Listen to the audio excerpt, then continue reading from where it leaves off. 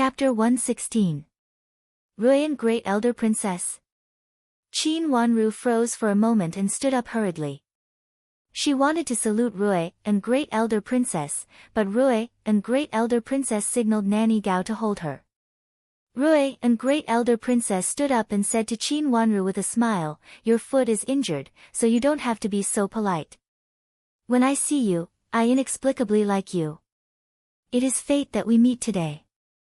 Since you have come to the capital city, you should naturally integrate into the circle of noble ladies.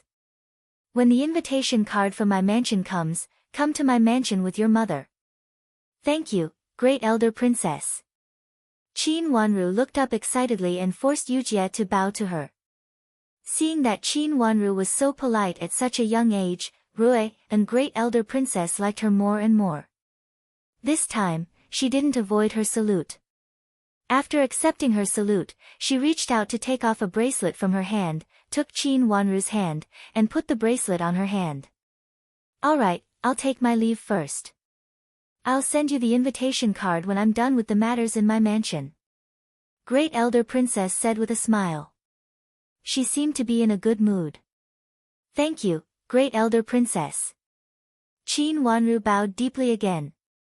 She was really grateful. Without Rui and Great Elder Princess's guidance, she could only attend the banquet with Madame D.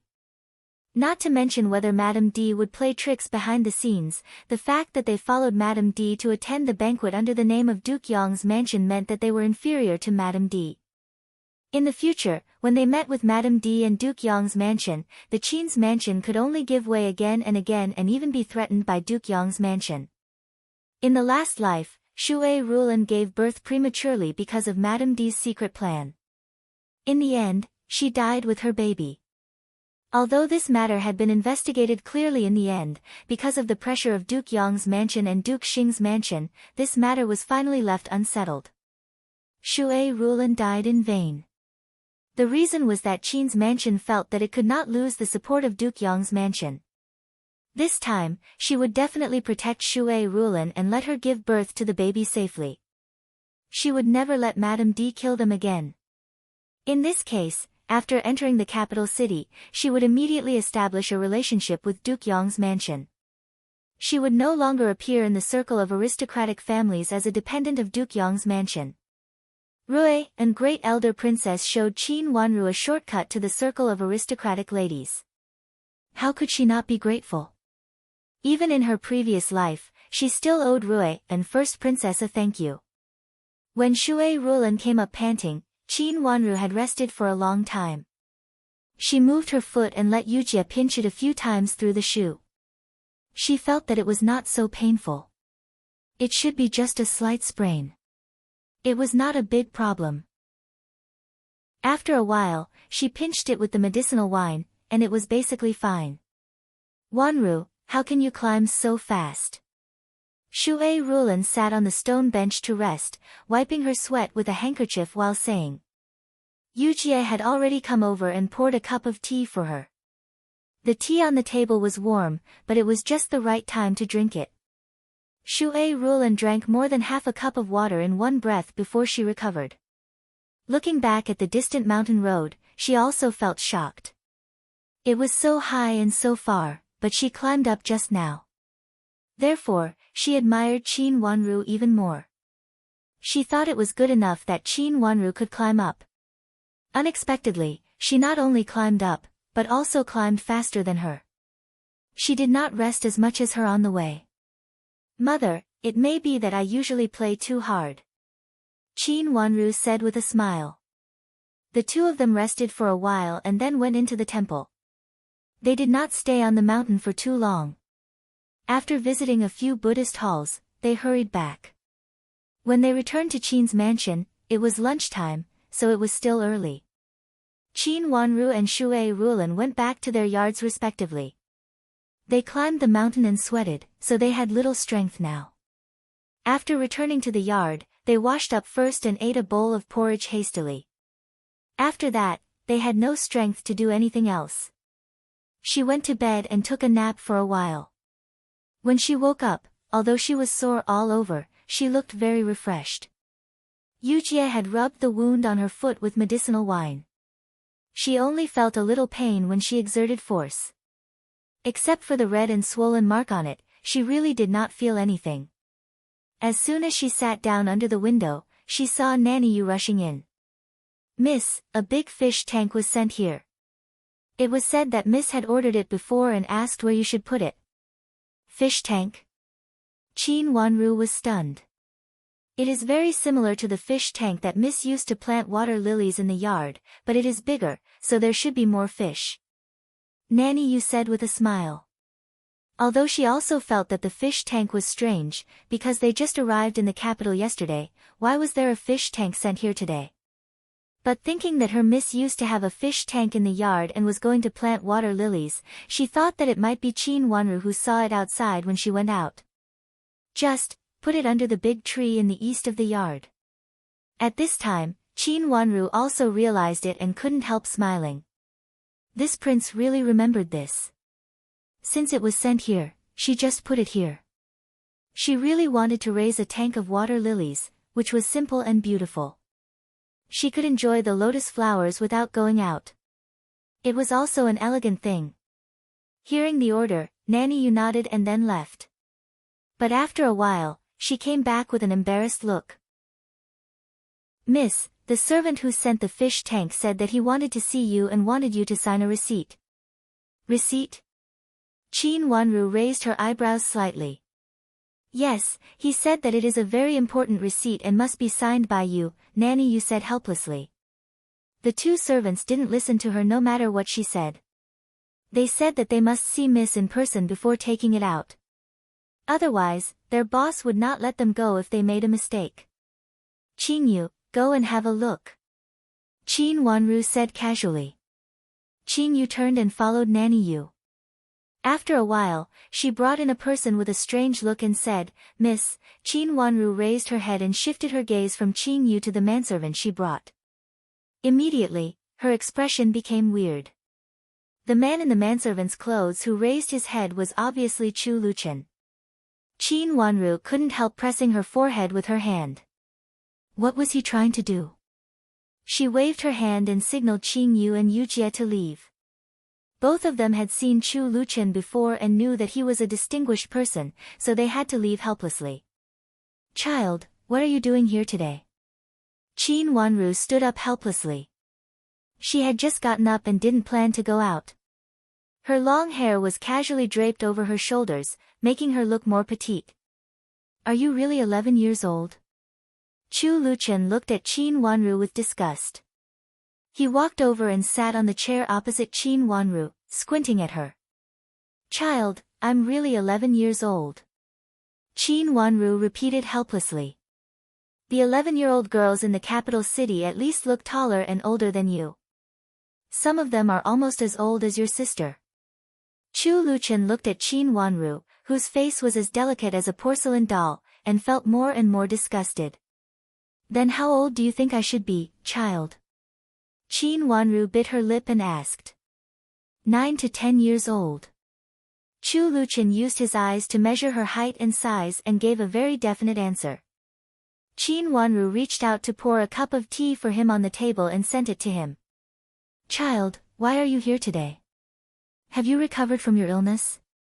Qin Wanru couldn't argue with him about her young age, so she simply stopped arguing with him and changed the topic with a smile. "Qin Wanru, isn't it too late to ask about my health now?" Chu Luchen looked at Qin Wanru with a faint smile. It seemed that he wasn't surprised that she would ask about his illness. He raised his eyebrows and smiled lightly, looking gentle and harmless. It even made people feel that the person in front of him was indeed as beautiful as jade and unparalleled in the world. But Qin Wanru didn't think so. Was he unhappy? Qin Wanru didn't know how she had annoyed this sickly child, so she could only smile and say, "I wanted to ask about it just now, but I heard child talking about my age, so I wanted to prove that I'm not young, so I forgot to greet child first." Although Chu Liuchen's face was still pale, he seemed to be in good spirits. Looking closely, she found that his skin was smooth. In fact, it was not just pale, but his skin was so delicate that even she felt jealous. Chu Luchen smiled and looked peerless. His eyes became soft when he looked at Qin Wanru, as if the person who deliberately found fault with him just now was not him. I brought you a bag of water lily seeds. You can sprinkle them in spring. This is a special kind of water lily, which I got from my imperial grandmother. The water lily that grows out of it is very beautiful, and it can bloom for a long time. Chu Luchen took out a bag of seeds from his arms and put it on the table. Very beautiful water lily. Qin Wanru was very moved. Don't you believe in my things? Chu Luchen squinted at her and said unhappily. His handsome face slowly sank again. Of course, child's things are good. Thank you so much, child. Qin Wanru stood up and bowed to him. She really couldn't treat this child like an ordinary person. Chu Luchen snorted coldly with a bit of arrogance. He looked Qin Wanru up and down, stood up and swaggered out. It looks so small, I'm leaving. Looking at the curtain falling, Qin Wanru was speechless. Today he came here to make fun of her. Not only did he make a big fish tank for no reason, but he also specially came here. She didn't know what he was doing. However, thinking of his temperament, it seemed that it was not strange for him to do anything. If what he did could be guessed by common sense, it would be impossible for him to win the inheritance of the throne when the emperor was sick in bed. Chu Luchen and his personal little eunuch Xiao Xuanzi swaggered out of the door of Qin's mansion. When they got out of the door and got on the carriage of Prince Chen's mansion, his face became cold. He took out a handkerchief and slightly pressed it on the corner of his mouth and coughed twice in a low voice. Child, are you okay? It was actually Xiao Xuanzi who moved things just now, and Chu Luchen just helped him. But looking at him now, Xiao Xuanzi's heart was in his throat again. Others didn't know about his child's body, but he knew it very well. Chapter 117. After Chu Luchen left, Qin Wanru called Nanny Dong and asked her to go out with Wang Feng to see if there were any suitable shops from tomorrow onwards. She wanted to open an embroidery and accessory shop in the capital city. Dong Xiuer's leg had been much better because of Qin Wanru's recent treatment. Nanny Dong was even more grateful to Qin Wanru and respectful to her. Hearing that Qin Wanru was going to send her out to choose a location, she nodded repeatedly. But she also told Qin Wanru that the location could not be rushed. She had to choose carefully. It was her first time in the capital city and she was not familiar with it. First, she had to see the road situation, the rent of each street corner and the situation of the shops on the street. After analyzing, she could make a decision. Moreover, she had to see if anyone wanted to sell it. She was afraid that Qin Wanru, a little girl, did not understand these things. Nanny Dong's words were also to reassure Qin Wanru. Qin Wanru smiled and agreed. Nanny Dong was in charge of this matter. She did not understand this matter, so it was best for Nanny Dong to make the decision. She could see that Nanny Dong sincerely wanted to help her choose a good place. Since the matter had been settled, Nanny Dong went downstairs. However, when she was at the door, she bumped into Qing Shui. Fortunately, neither of them walked fast. Even so, Nanny Dong was still shaken by the collision. However, Yu Jie, who was on one side, quickly held her up. Qing Shui hurriedly put the tray in her hand on the little maid behind her and said with concern, I'm sorry. Is Nanny Dong hurt? Her voice was gentle and soft, and she smiled before she spoke, which made people feel good about her. In fact, it was not her fault that they bumped into each other just now. Nanny Dong also came out a little hurriedly. It's okay. Nanny Dong said with a smile. She also respected the servant girls in Qin Wanru's yard. Although one of her arms was really hurt, she did not show it at this time. You'd better go to my room to have a look first. If you are really hurt, apply some ointment as soon as possible, so as not to hurt your muscles and bones, Qing Shui said softly and reached out to pull Nanny Dong to her room.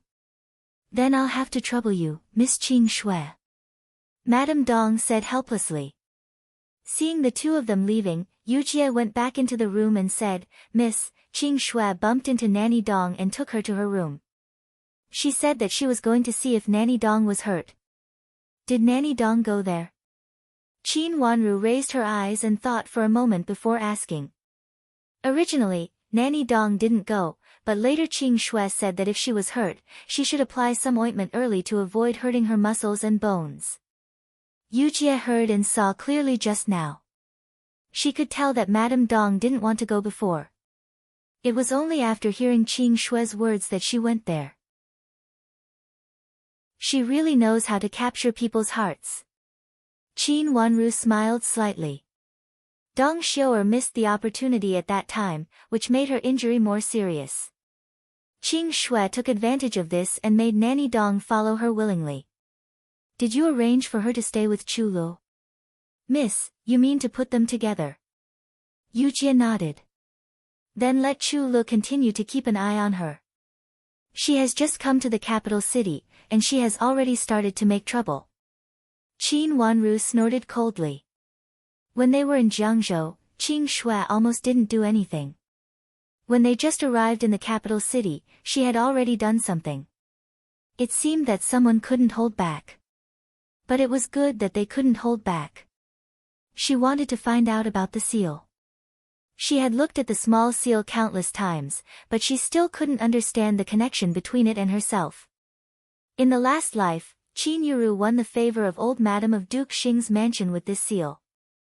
Moreover, Qin Yuru also said that this seal was hers, so it was most likely that this seal had something to do with her family background. But she couldn't find anything about it after looking at it. In this case, she would start from Madame D and Qin Yuru. Qin Wanru walked to the window and slowly asked after filling the inkstone with a writing brush, "Is it time to make clothes?" In previous years, the masters of Qin's mansion would make several sets of clothes in each season. When they were in Jiangzhou, they were busy moving, so they didn't pay attention to clothes. The winter clothes that should have been made early had not been made yet. Yes, it's time to make clothes. I heard from Nanny Duan that the sewing room will come to measure clothes for you. Yu Jie replied. When Qin Wanru was taking a nap, Nanny Duan brought the servant girls chosen yesterday over. When she asked Nanny Yu to arrange their respective servants, she also talked with Yu Jie. Qin Wanru had asked her to inquire about the clothes in the mansion before, so she was naturally more careful and inquired about it. When will they come? Qin Wanru reached out to untie the top two toggle and loop buttons of her collar, pulled out the small seal hanging on her neck from inside, took it off, put it on the table, and drew according to the pattern on it. She said it's either today or tomorrow. Nanny Duan said Madame Shui wants to measure clothes for Madame D and first Miss First, and then second Mississippi. It may take some time. Yu Jie said. Qin Wanru knew what Shui Rulan meant. Although she was now in charge of internal affairs, after all, her foundation was not stable. At this time, she should show respect to the first wife and the first wife's daughter.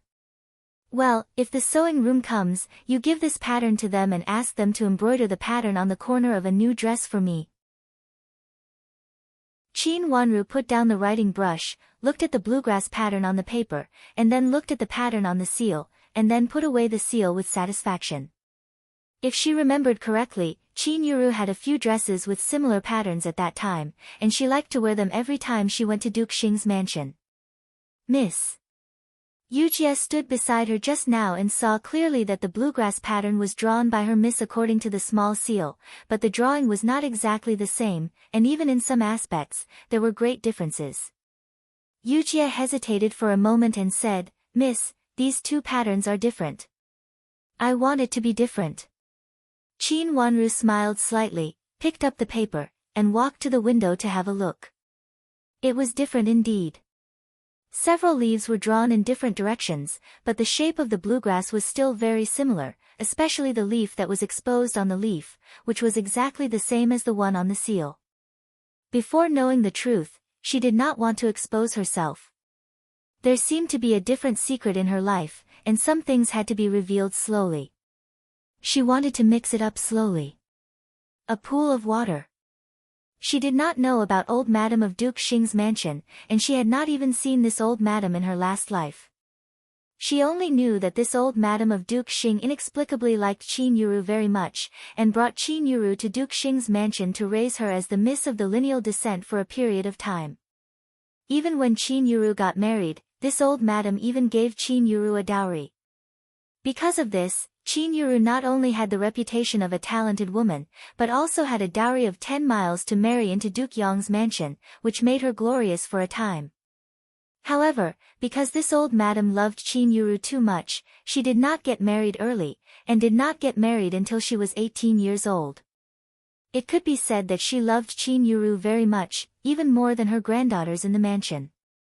Of course, this was also said by Qin Yuru arrogantly in front of her. She said that because old madam loved her so much, she did not want her to get married early, so she stayed with Qin Yuru for so long, and even the granddaughters of Duke Xing's mansion could not compare with her. But what made Qin Wanru feel strange was that Madam of Duke Xing had seen her, but every time they met, it was unpleasant, and even made Qin Wanru hate this Madam of Duke Xing who had an excellent reputation outside. The first time she met her was in Madame D's place. Qin Wanru even felt that she came to the mansion that day to see her. Madame D accompanied her carefully, and she stood in front of Madame of Duke Xing with her head lowered. At that moment, what she could feel was the coldness and disgust of Madame of Duke Xing, a strong disgust. At that time, she was trembling with fear, thinking that Madame of Duke Xing did not like her because she heard of her bad reputation, so she behaved that way. But after her rebirth, she felt that it was very suspicious. With the identity of Madame of Duke Xing, even if she really did not like her, she did not have to call her over, look at her with disgust without saying a word, and look at her up and down for a long time, and then let her go back without saying anything. During the whole process, she did not directly talk to her, but the strong disgust, even if there was no evil words, Qin Wanru could feel it. Especially when she went outside, she heard Madame of Duke Xing said to Madame D sarcastically, "This is the second miss of your mansion, but she is really useless."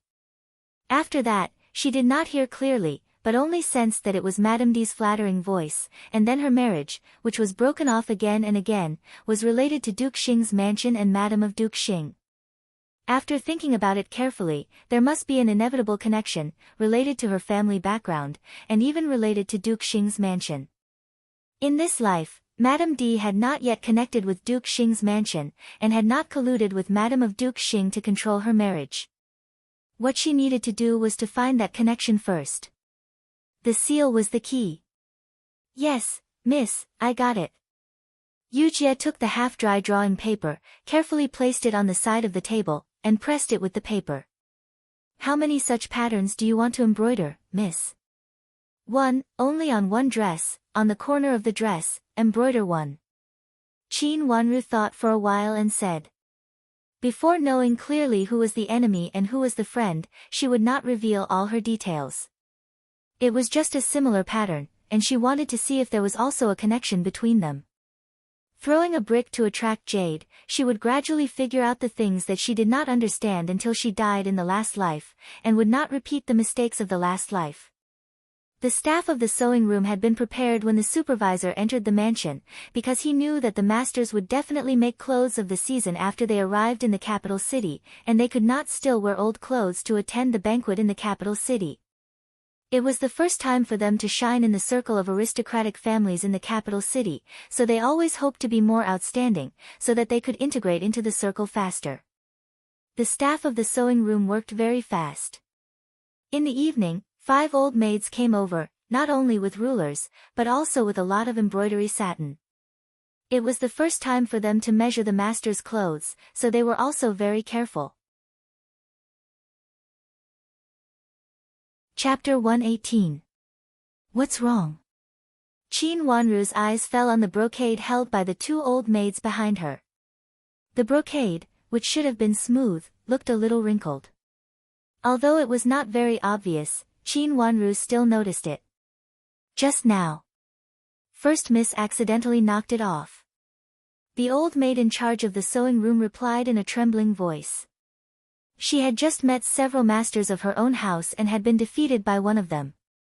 She did not dare to make any more mistakes, otherwise the supervisor of the sewing room would come to an end. The servants in the mansion were also well informed. They knew that Madame Shui was in charge of the mansion, not Madame D. Second Miss was Madame Shui's daughter, so she naturally paid more attention to it than First Mississippi. Was it thrown out by Big Sister? Qin Wanru looked at the supervisor's tangled face clearly and said gently with a smile. Yes. Looking at Qin Wanru's clear watery eyes which seemed to see through people's hearts, the old maid in charge lowered her head and did not dare to hide it. The second miss looked young, but her behavior was much better than that of the first Mississippi. She actually felt that she had a good bearing. The supervisor of the sewing room had just sold herself to the mansion.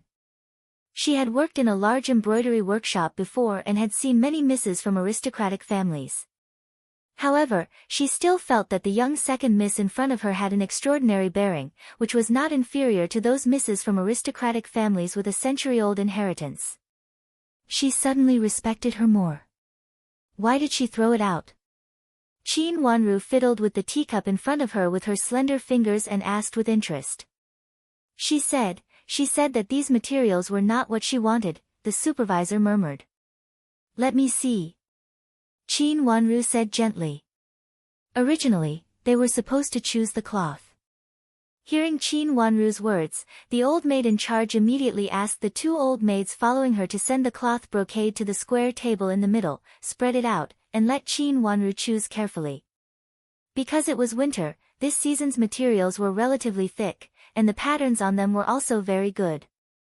Some were light and some were rich, which should take care of each person's preferences. Qin Yuru liked to show that she was a talented woman in front of others, so she usually liked some plain white cloth. However, this kind of cloth was much less in winter. In fact, the several bolts of cloth in front of her were considered elegant and beautiful, but Qin Yuru still disliked them. Qin Wanru reached out to touch a light yellow cloth with a little plum blossom on it. She put it beside her hand and looked at it. It matched her skin color very well and made her snow-white skin look even more snow-white. Then Qin Wanru picked a light pink material with small pieces of green bamboo leaves. This material also looked good and matched Qin Wanru's skin and age very well. After the winter, it would be the new year. During the new year, who wouldn't like the younger generation to wear festive and beautiful clothes? As for those plain white clothes, they were not popular in this kind of banquet with the elders. During the new year, those elders were not willing to see such pure white colors. Qin Wanru picked 4 bolts of cloth, which matched her skin color and had a little girl's charm.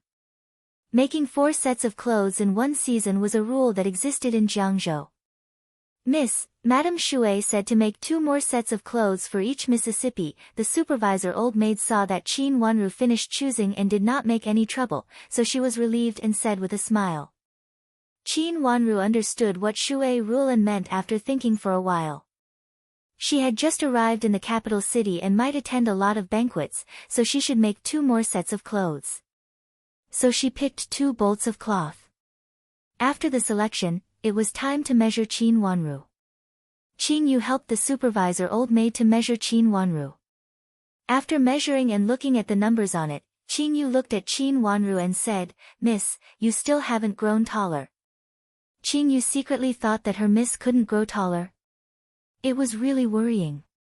From last year to this year, Qin Wanru almost didn't grow much. Even if she measured, she didn't grow much taller.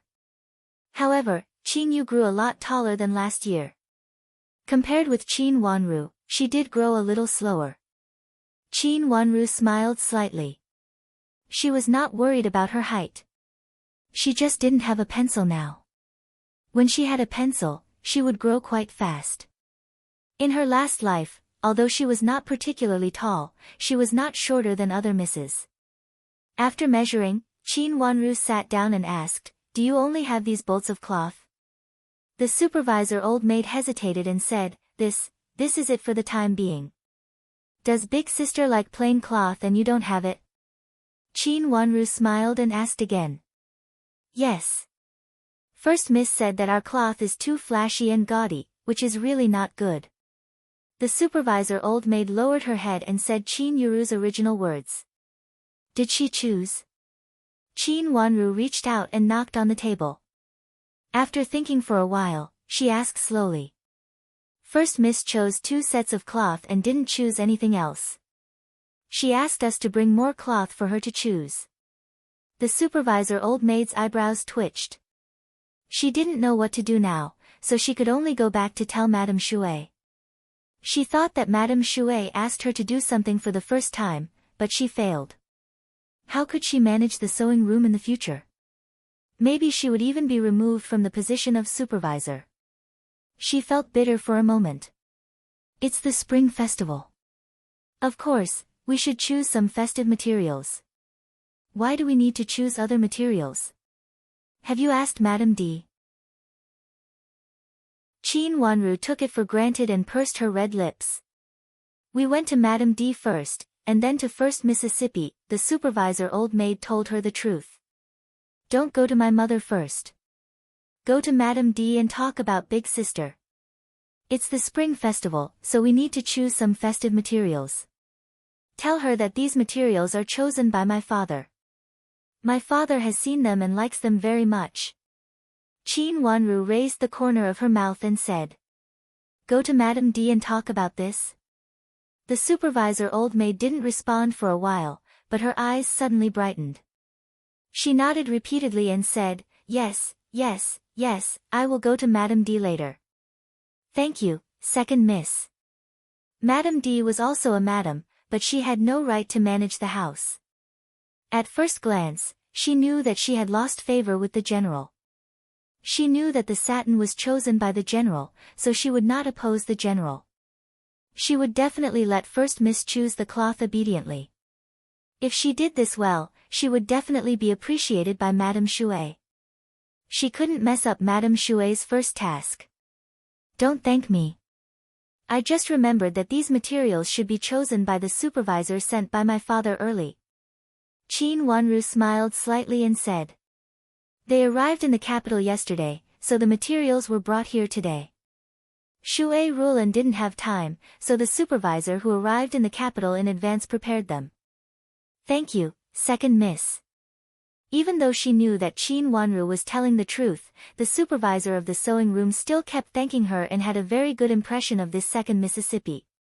Later, Yujia told them some embroidery patterns and the style of toggle and loop buttons on the clothes, and the supervisor old maid wrote them down one by one. When she left, she also carefully asked an old maid to take the materials chosen by Qin Wanru and the picture to be embroidered back to the sewing room first, for fear that Qin Yuru would make trouble again. Otherwise, she would deliberately pick the materials chosen by second miss and make trouble again.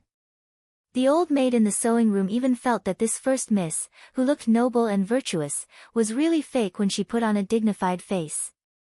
The following things went smoothly. After they went to talk to Madame D, as expected, Madame D immediately took them to Qin Yuru's Yalan pavilion. After the mother and daughter talked for a while in the room, they asked the old maid in the sewing room to take them in. Qin Yuru reluctantly picked 4 pieces of cloth, and then impatiently waved her hand to let the old maid leave. The supervisor old maid respectfully bowed to her with several old maids in the sewing room and left. Mother, I don't like these materials. Did Shui Rulan deliberately give me these materials to choose? There is nothing special about them. After the supervisor old maid left, Qin Yuru sat down angrily and said, Mother, I don't like these clothes. They look gorgeous and mean. The sisters of Duke Yong's mansion all dress very elegantly. Yuru, don't dislike them. These are the materials your father asked people to pick. Just make them first. If you don't like them, you don't have to wear them. I will take you out of the mansion tomorrow and you can pick your own materials to make clothes. Don't make your father unhappy because of this. Now is different from the past. I can't let the sewing room choose for you. Madame D comforted Qin Yuru. Although there were rules in the mansion in the past, Qin Yuru had always been different from Qin Wanru. Qin Wanru was not sensible and did not find it. Mother, I hate Shui Rulan, Qin Wanru, and Grandma. Qin Yuru was very angry. Yuru, don't worry. No matter how they make trouble now, they are only in this small area of the mansion. How can Shui Rulan and Qin Wanru enter the aristocratic circle without my guidance? At that time, they will ask me for help. Madame D sneered and a trace of coldness flashed in her eyes. How could she not hate him? Especially when she saw that Qin Huayong went to Shui Rulan's courtyard again yesterday and even wanted to tear her apart. Since what happened in Jingxin Monastery, Qin Huayong had not set foot in her courtyard again. She thought that it would be different in the capital city. At least Duke Yong's mansion was in front of him and Qin Huayong had to give in. Unexpectedly, it was still the same. Even when he accompanied her to Duke Yong's mansion in the daytime, he came back early and seemed to have an urgent matter. But there was no urgent matter. According to the news from the mansion, the reason why Qin Huayong came back was to support Shui Rulan.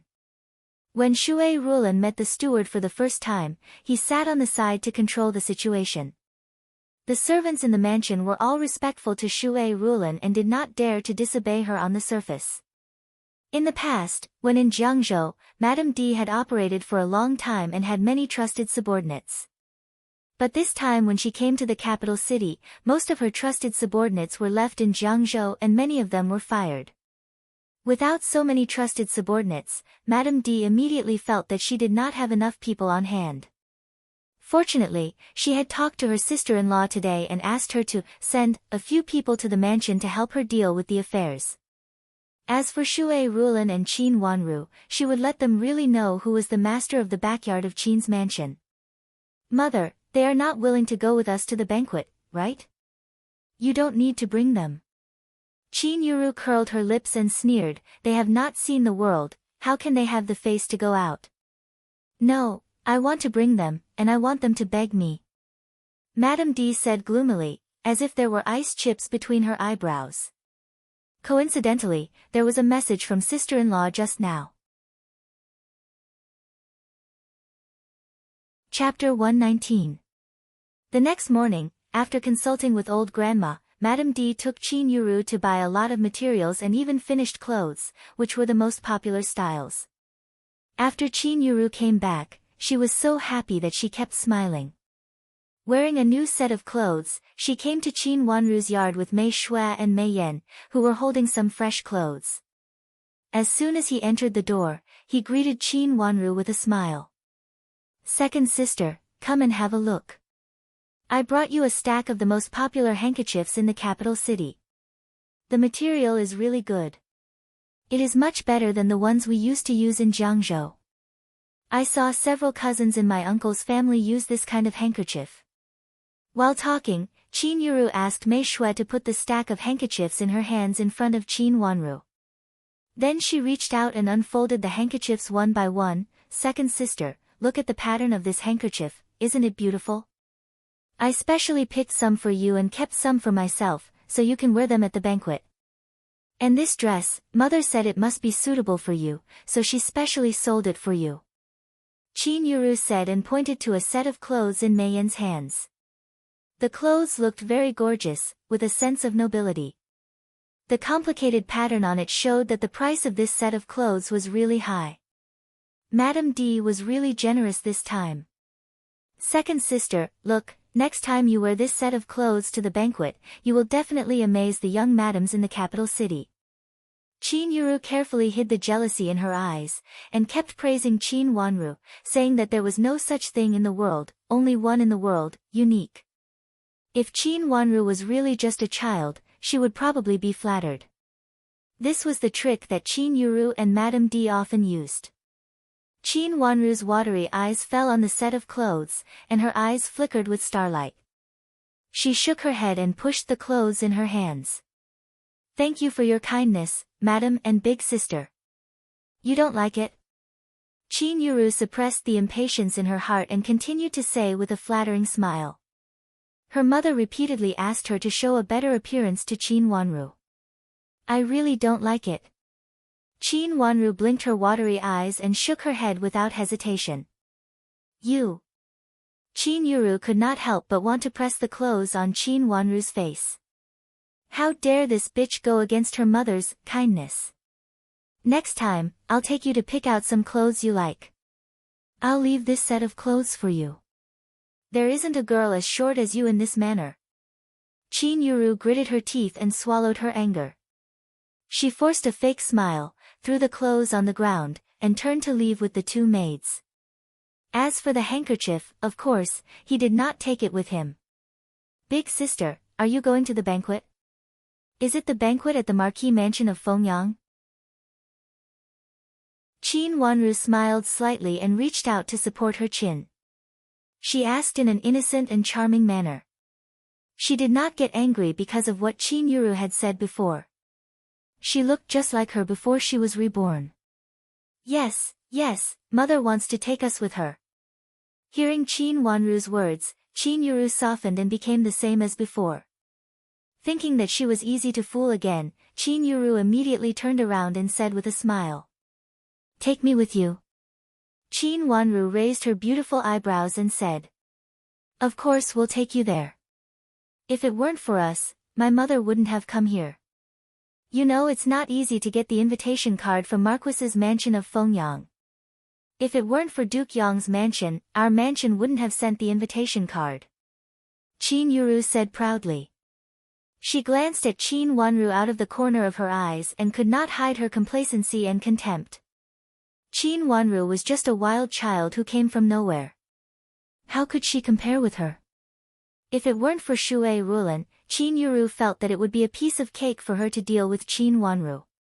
She always felt that Qin Wanru had become different from before because of Shui Rulan's guidance. Damn, it's not appropriate. Mother won't let me go. Qin Wanru lowered her head. From Qin Yuru's point of view, she was a little sad. Aunt Shui will let you go. If you don't go this time, you may not have a chance in the future.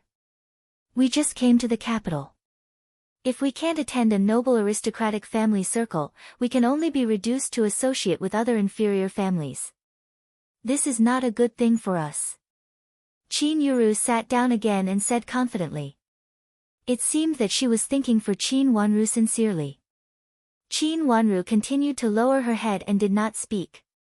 It seemed that she was still hesitating and could not make up her mind. Second sister, you don't have to worry. I will ask mother to take you with her at that time. I will never let you be reduced to associate with inferior families, Qin Yuru said with a smile. After that, she pushed the handkerchief to Qin Wanru's hand. Look at these handkerchiefs. They are definitely the best in the capital. They are very expensive. I begged mother for a long time, and mother finally sold a few pieces for you and me. When we use them at the banquet, others will not look down on us. Thank you so much, madam. Qin Wanru frowned slightly and looked at Qin Yuru with some suspicion. You don't have to thank me. Okay, you should get ready. If you need anything, just tell me and mother. We will definitely help you if we can. This is also my guilt to you before.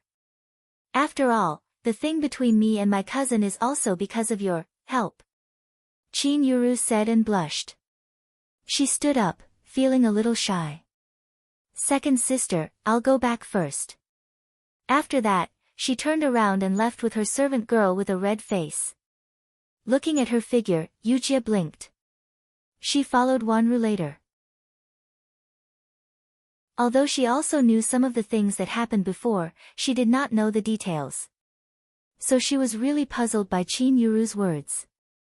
Miss, is first miss thanking you? Not thanking me. She means that no matter what happened before, she still owes me a favor. Otherwise, she would have married Qi Tianyu long ago, and there would be no chance for her to climb up the social ladder. Qin Wanru raised her head, and the corners of her mouth silently raised a trace of a sneer. Madame D and Qin Yuru pretended to be kind and even spent a lot of money on her. It seemed that they wanted something big. When she was in Jiangzhou, Madame D was never willing to sell such a good cloth for her. She only saw it on Madame D and Qin Yuru. When she was young, she did not understand why her clothes were not as good as Qin Yuru's. She was told that she was still young, and if she wore good clothes, it would be damaged. It was better to wear better clothes. First miss owes you a favor. Then why does Madame and Qin Yuru want to harm you? Although Yujie was smart, she still could not figure out the cause and effect in a moment. She asked with confusion. So, she does not really owe me a favor. She just said it to show that she wants to make up with me, and it is also a reward for the favor she owes me before. Qin Wanru pursed her pink lips, deliberately obscuring the things that had harmed her, and showed a grateful face. It seemed that it was not bad for her to think so. At least now Qin Yuru had indeed benefited from it. Her reputation was ruined in Jiangzhou, and no one in the capital city knew about it. She could get rid of Qi Tianyu and get engaged to Di Yan. This was indeed a good thing for Qin Yuru. Since it was a good thing, it seemed that everyone could forget about the past. After the grudge, it was gratitude to her. Madame D and her daughter really treated her as a silly child to fool. Miss, do you want to accept these things? Qin Yu was there and felt that Madame D and Qin Yuru repeatedly framed Qin Wanru, so she was very alert when she looked at the handkerchief and the clothes. These are for Qi Rongji. Qin Wanru picked up the clothes and shook them. As expected, she found that the clothes were a little longer. She compared it with Qin Yu and said. It was originally a fake show of goodwill, so how could she care more about it? It was just a picture on the table. For Miss Qi. Can she wear it? Yujie shook her head and said, Miss, I think Miss Qi is about the same height as you, so it should be a little short. It doesn't matter. I just want to tell Qi Rongji that I don't like the clothes Qin Yuru gave me. I mainly want to remind Qi Rongji to act quickly, and leave a handkerchief for her. Qin Wanru calmly picked up the teacup, took a sip, and answered leisurely. It was believed that Qi Rongji, more than anyone else, was eager to get in touch with the aristocratic circles in the capital city. She was not young anymore, and her marriage had not been settled yet. Because of her reputation, her original marriage had been ruined. Therefore, she should try her best to find a good marriage. It was inevitable that she wanted to attend the banquet. This life was different from the previous one. Qi Rongji and Qin Yuru had been estranged from each other for a long time. Qin Yuru would not help Qi Rongji, but Qi Rongji would not be reconciled. Sending the clothes that were not suitable for the occasion was to remind Qi Rongji that there was going to be a banquet soon. Moreover, on that day, behind the rockery, she clearly saw that not only Qi Rongji was full of love, but also the servant girl behind her was shy and blushing. The matter about Di Yan was getting more and more complicated. When the clothes and handkerchief were sent to Qi Rongji's guest courtyard, Qi Rongji was looking for her clothes. The bed and the table were full of clothes. Before she came to the capital city, Madame Li made a lot of clothes for her, but now she felt that she didn't like any of them, so she threw them on the bed casually and was angry. Suddenly, she heard that Qin Wanru sent someone, so she asked Yujie to enter the courtyard in doubt. What did Qin Wanru ask you to send? Qi Rongji looked at Yujie impatiently and asked. These are the clothes and handkerchief that my miss sent to you. It is said that they are the most popular style in the capital city now. Yujie smiled, put the things in her hands on the table, and bowed respectfully. Hearing that they were the most popular style in the capital city, Qi Rongji hurriedly stood up and reached out to look through them. She was very satisfied. Whether it was the material or the color of the clothes, she liked them very much. But thinking that these clothes were sent by Qin Wanru, she became unhappy. She put down the handkerchief in her hand, squinted at Yujie, coughed in a low voice, and said in a strange tone, Tell me, what does your master want? She doesn't even have a few good clothes herself. How could she be willing to send such good clothes to me? First Miss Qi, these clothes were sent to my miss by Madame D and first miss for her to attend the banquet, which is the banquet of Marquis's mansion of Fengyang, the maiden family of Countess Yong. But my miss didn't like the clothes sent by first miss and didn't want to attend the banquet, so she gave them to you. Yujie said cleverly. Chapter 120. Are these clothes given by your first miss to your second miss? Qi Rongji stretched out her hands and shook them. She also stood up. Chuani and Chuanxi, who served her, hurried to help her make a comparison. It was obvious that the clothes were short. Yes, it is given by First Miss and Madam, Yuchie said respectfully. She looked calm and natural, as if she didn't see that the clothes were short. Are these clothes for Qin Wanru? She is so small. Isn't she afraid that she will be covered in them? Qi Rongji sneered, took the clothes and threw them on the table casually. Go back and tell your miss that I can't wear these clothes. Then I will take the clothes back. Yuchie didn't persuade her. She came over to take the clothes. Wait. Qi Rongji stopped her coldly.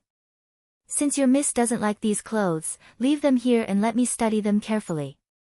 I want to know what style the misses in the capital wear. She wanted to sell several sets of this type of clothes, but it was not convenient to go in and out of Qin's mansion. It was good to have such a model to use. As for the fact that Qin Wanru didn't want the clothes, Qi Rongji thought it was normal. So many things had happened between Qin Yuru and Qin Wanru. If Qin Wanru still had a little brain, she would not still be a sister to Qin Yuru, let alone like the clothes sent by Qin Yuru. However, Madame D also sent the clothes. Even if Qin Wanru didn't like Madame D, she still had to show respect on the surface. So she didn't throw the clothes into the garbage. Giving them to Qi Rongji was a way to save everyone's face. Since First Miss Qi wants to study them, they will stay here. You don't have to return them to our Mississippi. Do you like these handkerchiefs? Yuchie pointed at the handkerchiefs half covered by the clothes and said. Keep them too. Qi Rongji said lightly. She reached out and took a piece to have a look. She liked these handkerchiefs very much. They were of the same height and size, and they felt good. At first glance, she could tell that Madame D really spent a lot of money on them. Embroidering some flowers on them was chic and decent. It was really a good thing. However, even if he tried his best to please Qin Wanru, he would still benefit himself in the end.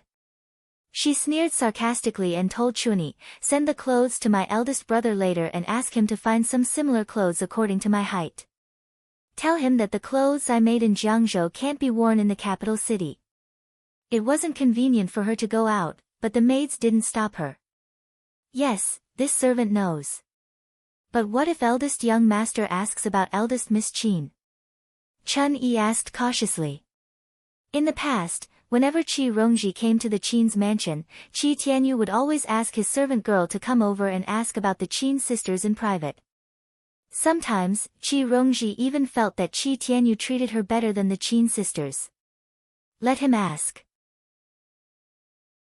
Tell him that Qin Yuru is going to marry the heir of Dukyong now. Tell him to give up the idea and focus on studying. In the future, he will get a good scholarly title and let Qin Yuru regret it. Qi Rongji said grumpily. She had taken the opportunity to get close to Di Yan that day to inquire about it clearly. Qin Yuru and Di Yan did have a lot of secret transactions, but Countess Yong didn't agree, so this matter hadn't been settled yet. Eldest young master will be angry if I tell him this. Chun-Yi said uneasily. So what if he's angry? It's good that he didn't grow eyes at that time and fell in love with Qin Yuru, a fickle woman. Now she doesn't want him and wants to marry someone better. What else can he do? Thinking of how her eldest brother used to be so obedient to Qin Yuru, and thinking of how Qin Yuru arrogantly said in front of her that she wanted to marry into Duke Yong's mansion, Qi Rongji was jealous and resentful. Yes, I know. Then I'll go to eldest young master tomorrow. Chun-Yi didn't dare to say more and answered carefully.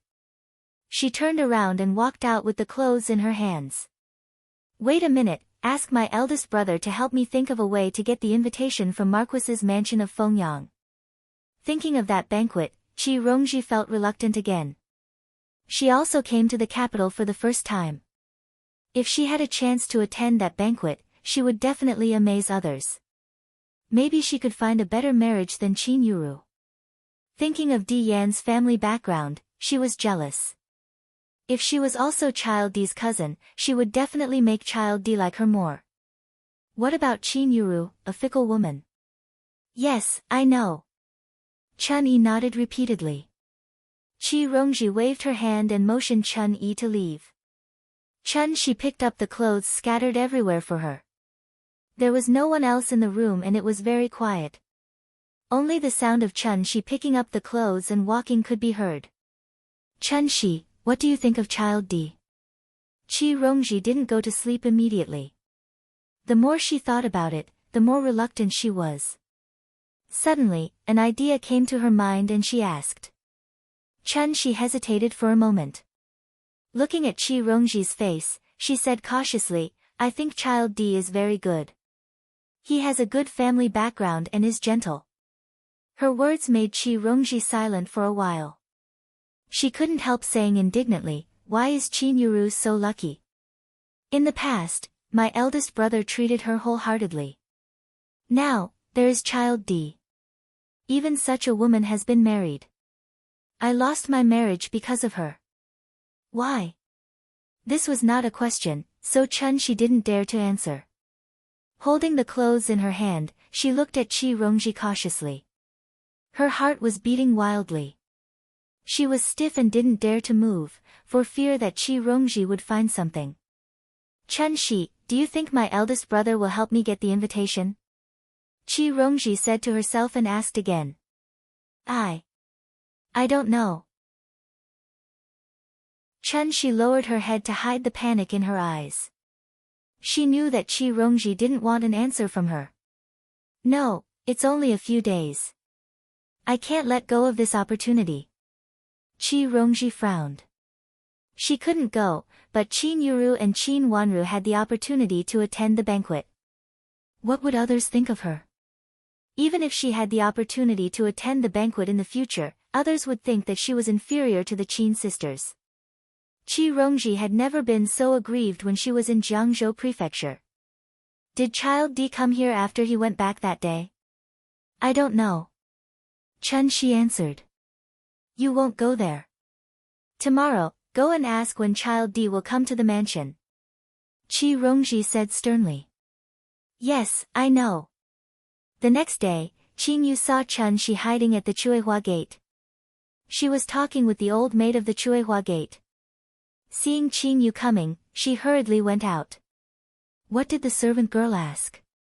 Qin Yu stopped and asked the old maid at the Chuehua gate. This old maid was originally found in the capital city. She didn't know the new servant girls in the mansion, but she knew the principal servant girls of several masters. After recognizing Qin Yu, she didn't hide it. A servant girl of the first miss came to ask about Child D. What about Child D? Ask if Child D has been here before and when he will come. The old maid said. Everyone in the mansion knew that the child of Duke Yong's mansion and the first miss were cousins, and the two mansions had the intention to discuss marriage. Therefore, it was not surprising that Qin Yuru asked about Di Yen. Child D will come to the mansion. Qin Yu blinked and asked. I don't know. Child D didn't say when he will come. The old maid shook her head with a wry smile. She was just an old maid guarding the Chuehua gate. How could she be so shameless to know when the heir of Duke Yong would come? She didn't know what was going on with the two misses. They sent people to ask her one by one. Qin Yu didn't get any useful information, so she turned around and left. But when she left, she specially reminded the old maid, the servant girl just now is not the servant girl of the first Mississippi. She is the personal principal servant girl of the first Miss Chi who came to the mansion with old grandma. Her words stunned the old maid for a moment, and a trace of suspicion flashed in her eyes. After Qin Yu left, Chun-Shi came out from behind the tree. She wanted to ask about Di Yen in detail, but the old maid vaguely said that she was just an old maid guarding the gate and didn't know anything. If she wanted to know about Child D, she could ask Madame D. Her words were useless. Seeing that she couldn't get any useful information, Chun-Shi went to report to Qi Rongji. Hearing that even an old maid guarding the gate refused to say more, Qi Rongji was so angry that her face turned pale. But she also knew that this was not the magistrate's mansion in Jiangzhou. Before she came here, her mother repeatedly told her that she must not quarrel with the Qin sisters and must choose a good marriage with the help of the Qin's mansion. She had asked old grandma and Qin Huayong to help Qi Rongji find a good marriage if they saw a suitable one. Qi Rongji's previous marriage was ruined by Qin Yuru, and Qi Rongji was plotted against by Madame D. This was also the result of the compromise between the Qin's mansion and the Qi's mansion. Bringing Qi Rongji to the capital city and helping her choose a good marriage was one of the conditions for the Qi's mansion to stop making trouble. At this time, she couldn't make trouble, so she was anxious and restless. Finally, Chun Yi came back. Hearing that her eldest brother refused to help her find an invitation card, she was so angry that she almost smashed the porcelain in the room. Fortunately, two servant girls desperately stopped her and told her that this was the Qin's mansion. Then Qi Rongji calmed down. "When you help me send clothes, let my eldest brother come to see me." "Did he say that?" Qi Rongji pulled herself together and said, gritting her teeth. "I said that, but the first young master said that he would come to see me when he has time." Chun Yi answered. "If it's about Qin Yuru, I'm afraid he won't just come when he has time," Qi Rongji said with a sullen and uncomfortable tone. She used to respect her eldest brother the most, but since the thing about Qin Yuru, she felt that her eldest brother was also stupid. Why did he like Qin Yuru? Chapter 121. Why, is it really related to Marquis of Fengyang? In the candlelit room, Madame Dowager was still awake, sitting in the chair and frowning.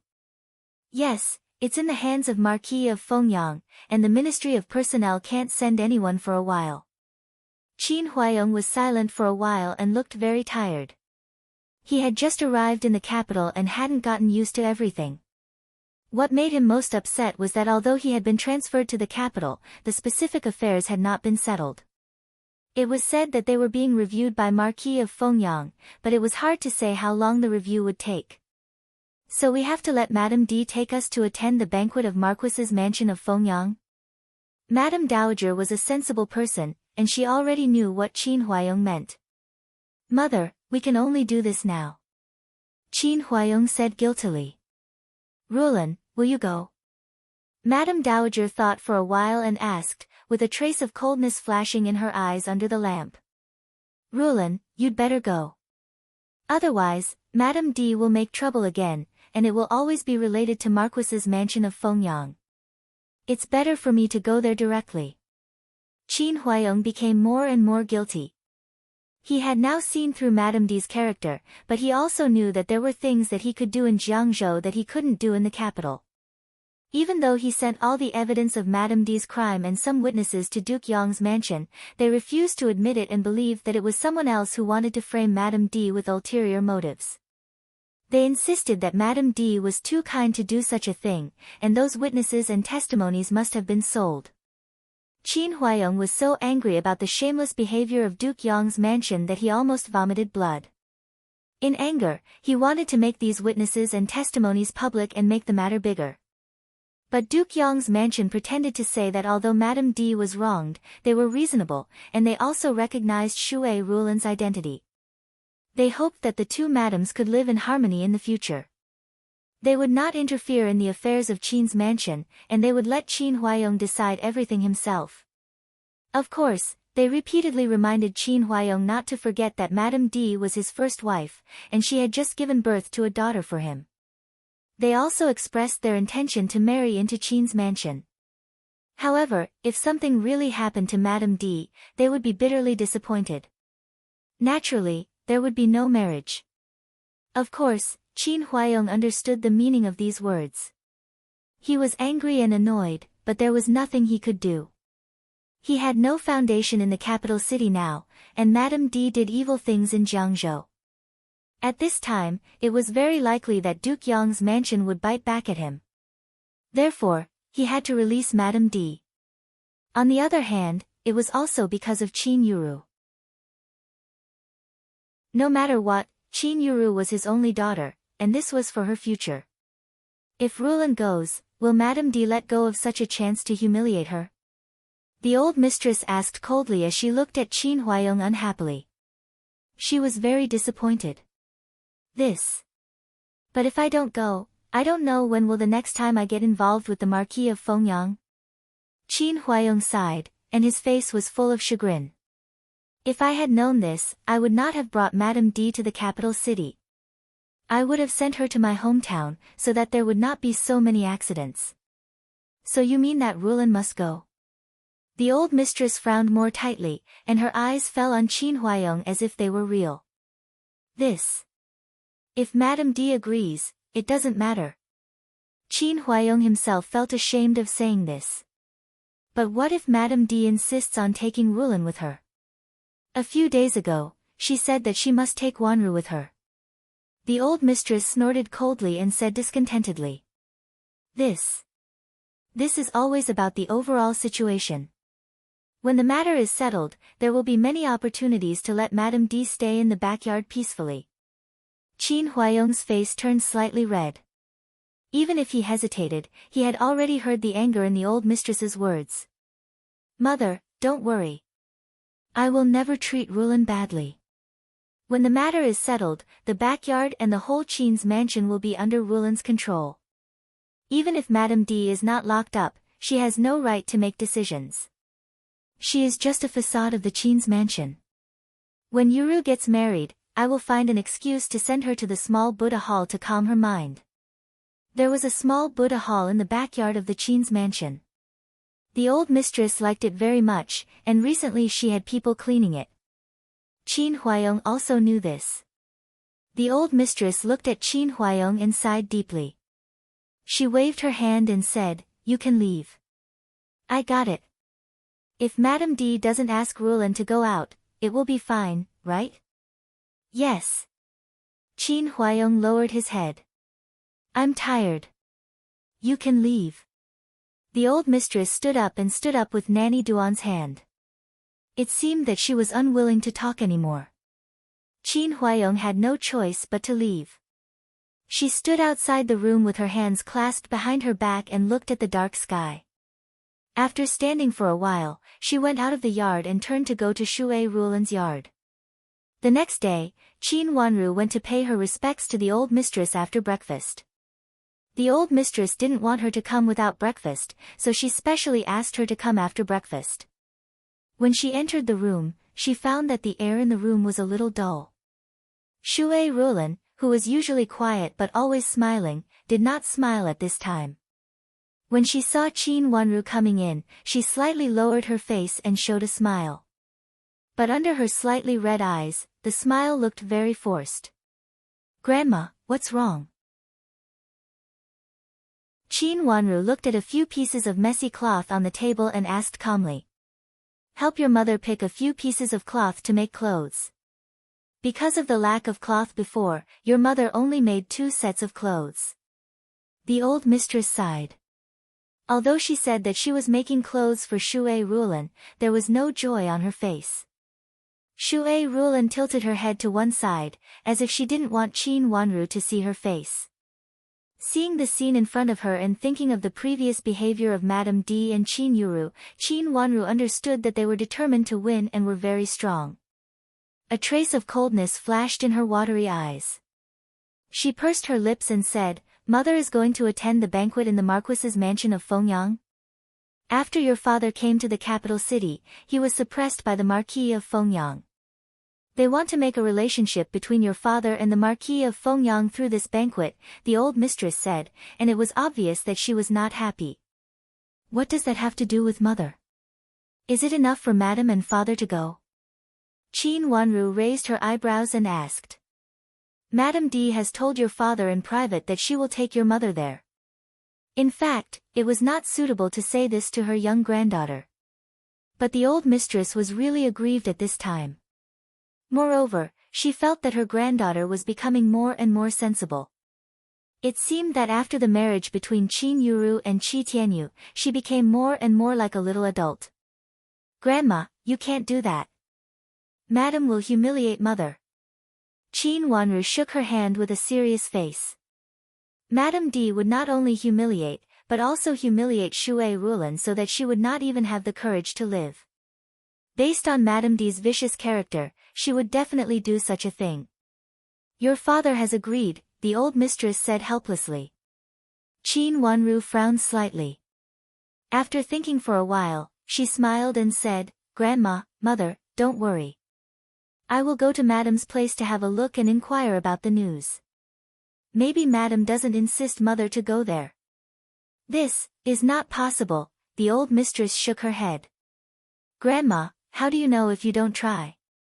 Qin Wanru said with a smile. Seeing Qin Wanru's confident look, the old mistress loosened her brows. But she still felt that she did not believe it, so she frowned again.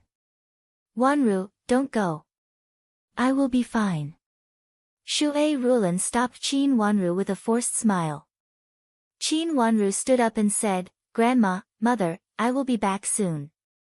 After saying that, without waiting for them to say anything, she turned out of the room and went to Madame D's yard with Yujie. On the way, she unexpectedly met Qin Yuru. Hearing that Qin Wanru was going to see Madame D, Qin Yuru smiled faintly and proudly invited her to go with her. So they went to Madame D's yard together.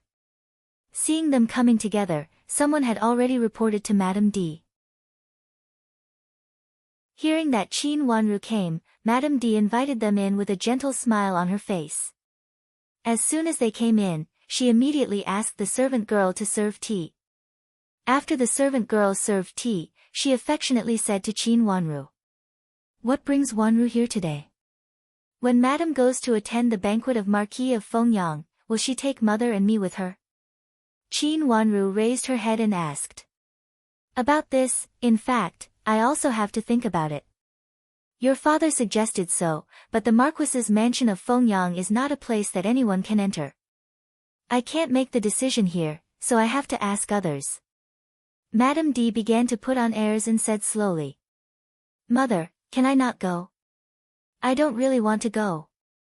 Qin Wanru picked up the teacup at hand, but did not drink it. Her eyes fell on the tea in the cup, and she was very calm. Madame D did not expect that she did not come for Shui Rulan, and she was a little surprised. Why don't you go? You are a girl, don't you like crowds the most? In fact, it was not the most important whether Qin Wanru went or not. She just wanted Shui Rulan to go. If Shui Rulan did not go, she would not attend the banquet of Marquis's mansion of Fengyang, so that Qin Huayong could do nothing about it. After being married for so many years, she certainly knew what Qin Huayong needed, and how to make Qin Huayong give in. She also knew that in order to go to Marquis's mansion of Fengyang, Qin Huayong had to humble himself and beg her. If she did not put on airs at this time, when would she put on airs? She would definitely take Shui Rulan with her. She just wanted this bitch to be humiliated so that she could not even go out in the future. It would be better if she was so ashamed that she could not live after she came back. Killing people with a soft knife, in fact, sometimes killing people without seeing blood. Madame D knew this deeply in those years. As for Qin Wanru, it was just incidental. In fact, she was not in a hurry to go or not. It was just a prop to show her generosity and decency. Of course, if Qin Wanru was not sensible, she did not mind to let Qin Wanru suffer. Madam, I went to Huaguang Temple yesterday and saw a madam from the capital city. She was in Jingxin Monastery in Jiangzhou a month ago. I'm afraid that she will say something at the banquet because of what happened at that time. That's not good. Qin Wanru frowned her beautiful eyebrows and said slowly in a low voice. Chapter 122. Madam, don't you forget the young madam of Duke Yangxiu. The coachman who wanted to kidnap Miss Luo was sent to father by the young madam of Duke Yangxiu. Don't you forget him. Qin Wanru raised her head and looked at Madame D directly. The young madam of Duke Yangxiu. Madame Luo's hands on the table trembled, her face was stiff, and her back was sweating. She had heard of the reputation of the young madam of Duke Yangxiu when she was in the capital city. That woman was not easy to get along with. This thing actually had something to do with her. When in Jiangzhou, she only knew that the coachman kidnapped the wrong person, and it was a powerful madam who sent the person to Qin Huayong. But from the beginning to the end, she did not know that the person was the young madam of Duke Yangxiu. When she saw me, the young madam of Duke Yangxiu looked very unhappy and specially asked about madam. She said that in the banquet of the Marquis's mansion of Fengyang, she hoped to have a good discussion with madam. Qin Wanru blinked and smiled lightly. But this smile fell into Madame D's eyes. She was inexplicably shocked, and her face immediately became very ugly. Mother, who is the young madam of Duke Yangxiu? What does she have to do with us? Qin Yuru did not understand their words and asked very unexpectedly. It happened in Jingxin Monastery. The coachman of our mansion almost kidnapped Miss Luo, the daughter of the young madam of Duke Yangxiu. Qin Wanru explained for Qin Yuru. Qin Yuru did not understand for a moment. When she wanted to ask again, Nanny Zhou pulled the corner of her clothes, and she hurriedly stopped talking. She looked at Qin Wanru suspiciously and did not speak anymore. In the room it suddenly became quiet, and only Madame D's slightly heavy breathing sound could be heard. The scene was a bit deadlocked. Madam, can I not go to the banquet of the Marquis's mansion of Fengyang? Qin Wanru observed Madame D's look and knew that she was flustered and frightened at this time, and a trace of sarcasm flashed across her lips. Madame D thought that she could do whatever she wanted in the capital city and wanted to continue to control Shui Ruolan. She thought that as long as she did not admit it, with the background of Duke Yong's mansion, even if she really did something excessive, Qin Huayong could not really do anything to her, and even could frame Shui Ruolan. Sure, you can go back. I have a headache. Madame D leaned back and covered her head with her hands. She said in a stiff voice. She was no longer in the mood to deal with Qin Wanru and directly asked her to leave. Thank you, madam, for putting in a good word for me in front of my father. Qin Wanru stood up and bowed sideways. A cold smile appeared on Madame D's face. She pinched her handkerchief hard and said coldly, all right, I got it. Mother, what happened? Qin Yuru had been observing Qin Wanru's expression. Seeing Qin Wanru leave, she immediately asked.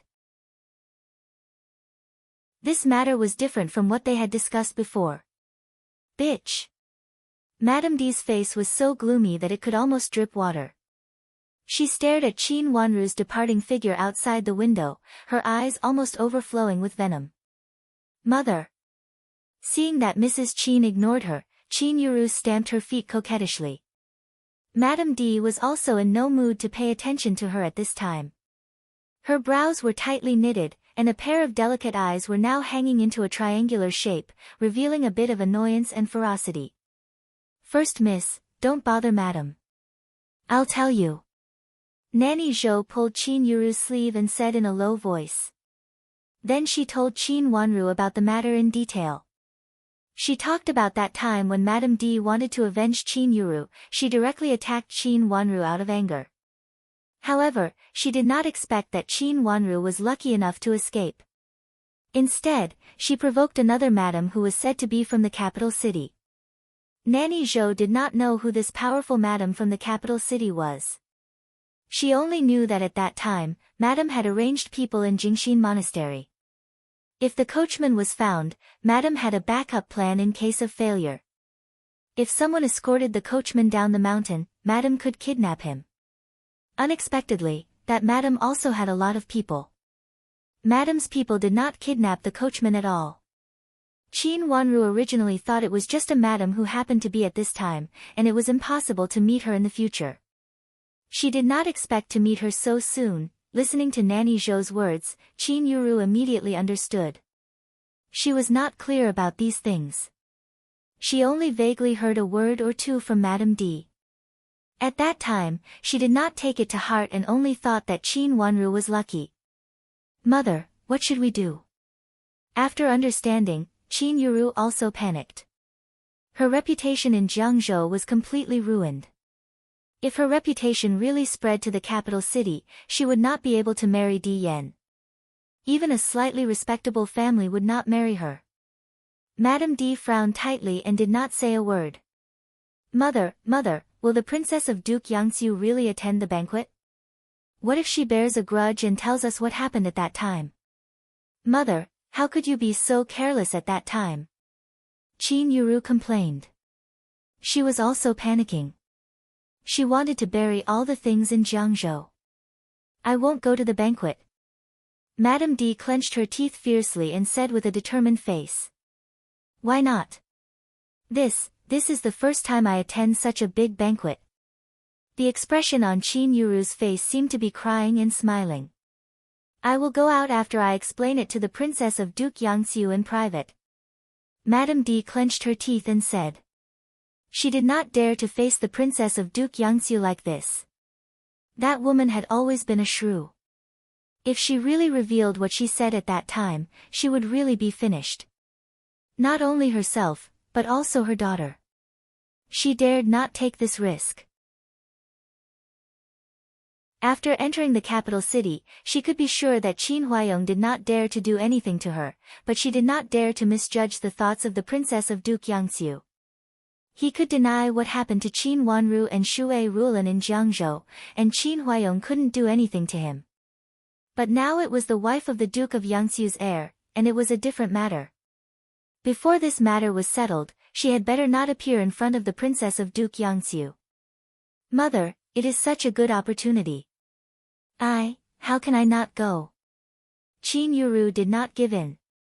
She shook the corner of Madame D's clothes and said coquettishly, I have promised Qi Rongji that I will take her to the banquet. Now I can't go. How will she look at her daughter? She will look down on me even more. At that time, she may say bad things about me in front of Qi Tianyu. Qin Yuru was also anxious. In fact, she not only wanted to show off in front of Qi Rongji, but also Qi Rongji threatened her in a neither soft nor hard way. She said that if she took Qin Yuru to the banquet, she would definitely say good things about her in front of Qi Tianyu and ask her brother to bury the things in Jiangzhou. She would even say that she was forced and did not really want to let Qi Tianyu down. In order to attend the banquet with Qin Yuru, Qi Rongji also repeatedly promised that she would try to put all the blame on Qin Wanru. She would make Qin Wanru the scapegoat. Although Qin Yuru had said something similar before and Qi Tianyu also said that he believed her, but now Qin Yuru did not know whether Qi Tianyu would still think so or not. She originally wanted to find a chance to deal with Qi Tianyu, so that the slightest news would not be leaked. It would be great if she could have Qi Rongji's help. She had promised Qi Rongji to take her to the banquet, but now Madame D said that she could not go. How could she not panic? Qi Rongji was ready to go to the banquet with joy. If Qin Yuru said that she could not go, Qi Rongji would definitely explode. Qi Rongji's character was not that easy to be fooled. Yuru, don't go first. Let me think of a way first. Madame D was so upset that she was not in the mood to comfort Qin Yuru. She waved her hand and asked her to leave. Mother, I want to go. Qin Yuru stood up and said coldly, why did you do such a thing in the beginning? There are so many people in Jingxin Monastery. Any one of them could have messed things up. Why did you do that? I just wanted to avenge you. Madame D defended herself. Mother, I was already gone at that time. Not only did you not help me to pave the way for the future in the capital city, but you also made such a big scene, and even involved the capital city. You are really stupid. Qin Yuru interrupted Madame D's words, and she was so angry that she spoke without thinking. Being scolded by her own daughter, Madame D's face turned red. What are you talking about? How can you talk like this? Mother, did I say anything wrong? You did something to Qin Wanru without knowing the situation, and now I can't go to the banquet. What are you thinking? Are you not my biological mother? Qin Yuru said more and more without thinking. First Miss. Nanny Zhou pulled the corner of her clothes and wanted to stop her, but Qin Yuru just wanted to talk to her heart's content. Mother, is it possible that I am not your daughter? Look at what you have done. Everything seems to be for me, but in fact, I can't stay in Jiangzhou Prefecture because of you. Now that I am in the capital city, I have to hide. When will my life end? Madame D was so angry that her whole body trembled. How could she tolerate being ridiculed by her own daughter? She stood up and slapped Chin Yuru, who was still talking incessantly. The slap made Chin Yuru stagger and almost fall down because she was caught off guard. Fortunately, Nanny Zhou was standing behind her and reached out to help her. Mother, how dare you hit me, you are really not my biological mother. Chin Yuru covered her face with her hands, and tears fell directly. She turned and walked out. Hurry up. Madame D did not expect that she would reach out, and when she saw Chin Yuru running away in tears, she said hurriedly. Chin Yuru's servant girl hurried to chase after her. Hearing Chin Yuru's crying fading away, Madame D sat down heavily and reached out to rub her forehead. She only felt a splitting headache, and there seemed to be something burning in her heart, which made her uncomfortable. But she could not vent it, and felt so uncomfortable that she wanted to vomit. Madam, what should we do? Seeing the mother and daughter quarreling, Nanny Zhou also panicked and said with trembling hands. Go and check whether the coachman was there that day. Madame D suppressed the annoyance in her heart and reached out to cover her chest. She wanted to kill the person. No matter what young Madame of Marquis Yang said, there would be no evidence. Wasn't he sent to Duke Yang's mansion? Nanny Zhou was stunned for a moment. Previously, the general sent some witnesses and testimonies to Duke Yang's mansion. At that time, Duke Yang forced some people to stay. Chapter 123. Nanny Zhou's information came quickly. The coachman disappeared on the first day they entered the capital city. It was said that many people were kidnapped at that time, but the coachman was missing. Among the witnesses who were sent to Duke Yang's mansion later, this person did not appear. This person seemed to have suddenly disappeared when he entered the capital city. Madame D panicked. It would be fine if this person was in Qin Huayong's hands, but if he fell into the hands of others, it would be a big trouble. She had to find him. Qin Wanru did not expect to meet Qi Rongji on the way. Her heart skipped a beat when she saw that Qi Rongji was heading for Qin Yuru. Qin Wanru, your dress is really ugly, and it's so short that I really can't wear it. Do you think it fits you? Qi Rongji stopped and waited for Qin Wanru to come over with a smile. Her words sounded like she was concerned, but in fact, she was mocking her. Where's the dress? Qin Wanru looked at her and asked calmly. I've already sent those clothes to Big Brother as a sample. Don't tell me you still want to wear those clothes. Look at you, you can't wear it. It's too short for me, but it might reach your neck.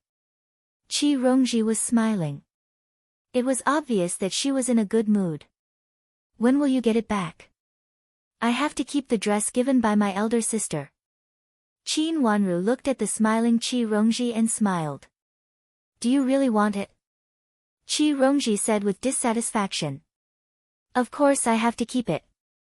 It's my elder sister's kindness. Qin Wanru nodded. She did not think that it was a shameful thing to ask for the dress back. Hey, you are really... Qi Rongji said disdainfully. Then she realized that she was in Qin's mansion.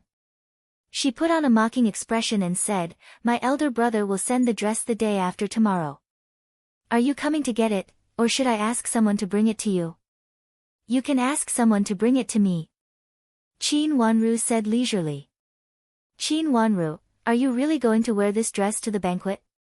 Qi Rongji looked at her serious face and felt strange. Madam said to bring me and mother along.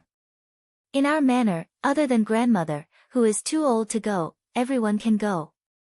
Qin Wanru blinked and blurted out, anyway, it's not a difficult thing. It doesn't matter how many people there are.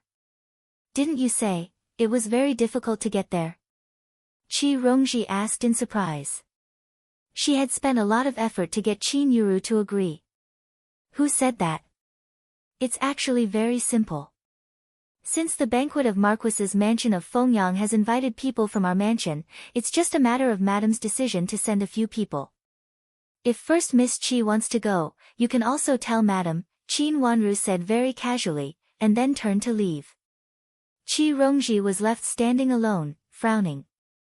After a long while, she turned around and walked towards Qin Yuru's courtyard.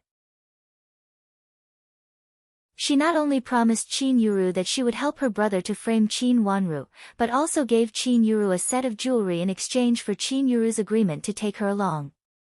Of course, Qi Rongji was happy to get this done, but she didn't expect that it was actually not difficult at all. It was just Qin Yuru deliberately putting on airs. Thinking that Qin Yuru begged her to put in a good word and took her things at the same time, Qi Rongji couldn't calm down. Her originally happy face immediately became angry. Qin Yuru took such a big advantage of her, but she still had the nerve to ask for so many conditions.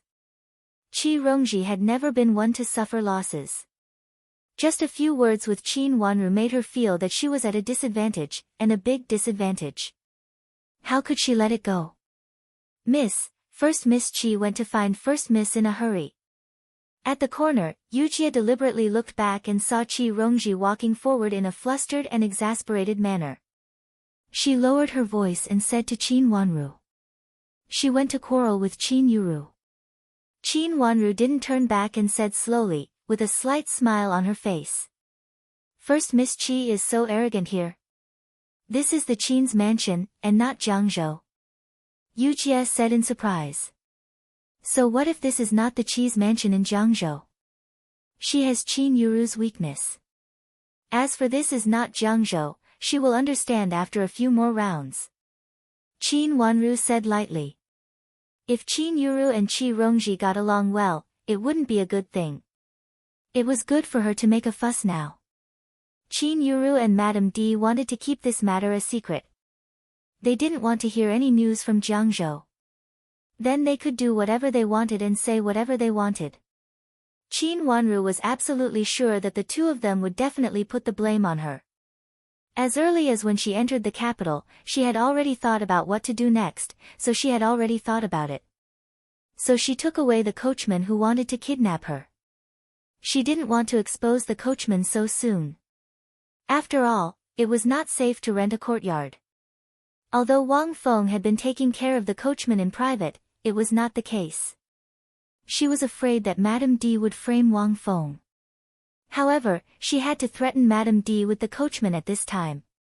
Seeing Madame D's idea of taking action after making up her mind and forcing Shui Rulan to attend the meeting, Qin Wanru was sure that Madame D's means would be very cruel this time and even kill Shui Rulan. Qin Wanru had to stop this before Madame D succeeded. Compared to the coachman, if Qi Rongji and Qi Tianyu quarreled, it would be a big deal. Madame D had to calm this matter down quickly. If Qin Yuru quarreled with Qi Rongji at this time, she could disturb Madame D's heart. Qin Wanru could also take this opportunity to get rid of the coachman. Qin Wanru had already thought of a good place to lock up the coachman, so that Madame D wouldn't find out. Young Lady Qi will blackmail Young Lady Qi. Yujie gasped. Yes, but she does not dare to go overboard. She is currently still living in the Qin manor and is destined to not dare to do too much. The two of them are holding each other hostage and it is impossible for them to create a huge commotion. A sharp dark light flashed across Qin Wan's eyes. She slowly spoke as she walked forward. Then, what's the use? Yujie was confused. It's useful. It can distract Madame. If she is distracted, she can't focus on finding the coachman as a witness. The coachman is not important, but he can prove what Princess Yangxiu said, so he is very important. Qin Wanru reminded Yujie with a smile when she saw that Yujie didn't understand. So, it's not that the coachman knows more than other witnesses. It's just that it's related to Princess Yangxiu, so we have to keep him. Yujie understood. She was the one who took the coachman away. She didn't understand what Qin Wanru meant before, but after what happened just now, she admired Qin Wanru in her heart. Although her miss was young, she was very smart. She had calculated what Madame D would do on the way to the capital city and kept an important witness. The more Madame D panicked, the more she would reveal her trump card. The day after tomorrow, when Qi Tianyu comes, you keep an eye on him. Qin Wanru said and changed the topic. She just wanted to get the date of Qi Tianyu's arrival from Qi Rongji. Qin Yuru would definitely meet Qi Tianyu secretly at that time. Miss, don't worry. I'll be careful. Yujia nodded repeatedly, but she was a little worried. Miss, what are you going to do about the coachman? I'm afraid that Madame D will find Wang Feng, and then we will be in trouble. There is a place where we can hide him. Qin Wanru said slowly with a flash of light in her eyes. Where? Yujia asked with her eyes wide open. Prince Chen's mansion. Qin Wanru said. Yujia was stunned at first, and then she was overjoyed. Yes, if he is hidden in Prince Chen's mansion, Madame D won't find him. Miss, don't worry. I'll find out where Prince Chen's mansion is. I'll go find Xiao Xuanzi. Yujie, Qing Yu, and Xiao Xuanzi had a revolutionary friendship. It's not convenient for you to ask. I'll go by myself. Qin Wanru shook her head. Why? Yujie didn't think that she couldn't even ask for directions. Prince Chen's mansion was a mansion, and many people should know about it. Prince Chen lives in the Nangong Palace. Qin Wanru took a deep breath and said slowly, you ask someone to prepare a horse. I want to go out and find him by myself. Miss, you want to find him? I can also find out where the Nangong Palace is. Yujie was confused. Qin Wanru shook her head and took a deep breath, as if this breath could suppress the bloody taste in her heart. In her previous life, the Nangong Palace was the place that left the deepest impression on her, and the place where she was framed was also the Nangong Palace. However, the dethroned Crown Prince Prince Yu lived in the Nangong Palace at that time, and she was also in the Nangong Palace when she was cut at the waist. It could be said that many of her bad memories were in the Nangong Palace, and now Chu Luchen lived in the Nangong Palace. The Nangong Palace where she was killed and the Nangong Palace where Chu Luchen lived now were in the same place, which made her feel more depressed. Miss, let me go. Yujie said worriedly when she saw Qin Wanru's face turn pale at the mention of the Nangong Palace. No, I'll go. Qin Wanru shook her head. She wanted to get out of the shadow of the last life, so she couldn't always avoid the Nangong Palace. Now she had to go to the Nangong Palace. People like Yujie couldn't enter the Nangong Palace, or even if they entered the Nangong Palace, they couldn't see Chu Luchen. She had to face Chu Luchen by herself. While talking, they had returned to Zhifang Pavilion, and Qin Yu came out to welcome them. After Qin Wanru entered the room and sat down, she asked Qin Yu to tell Madame Dowager that she wanted to go to the street and have a look. Yujie went to ask someone to prepare a carriage. After the two servant girls left, Qin Wanru sat down and thought for a while to calm down her tumbling heart. She was about to see the place where she died in the last life, so she had to think clearly about some things and finish them as soon as possible.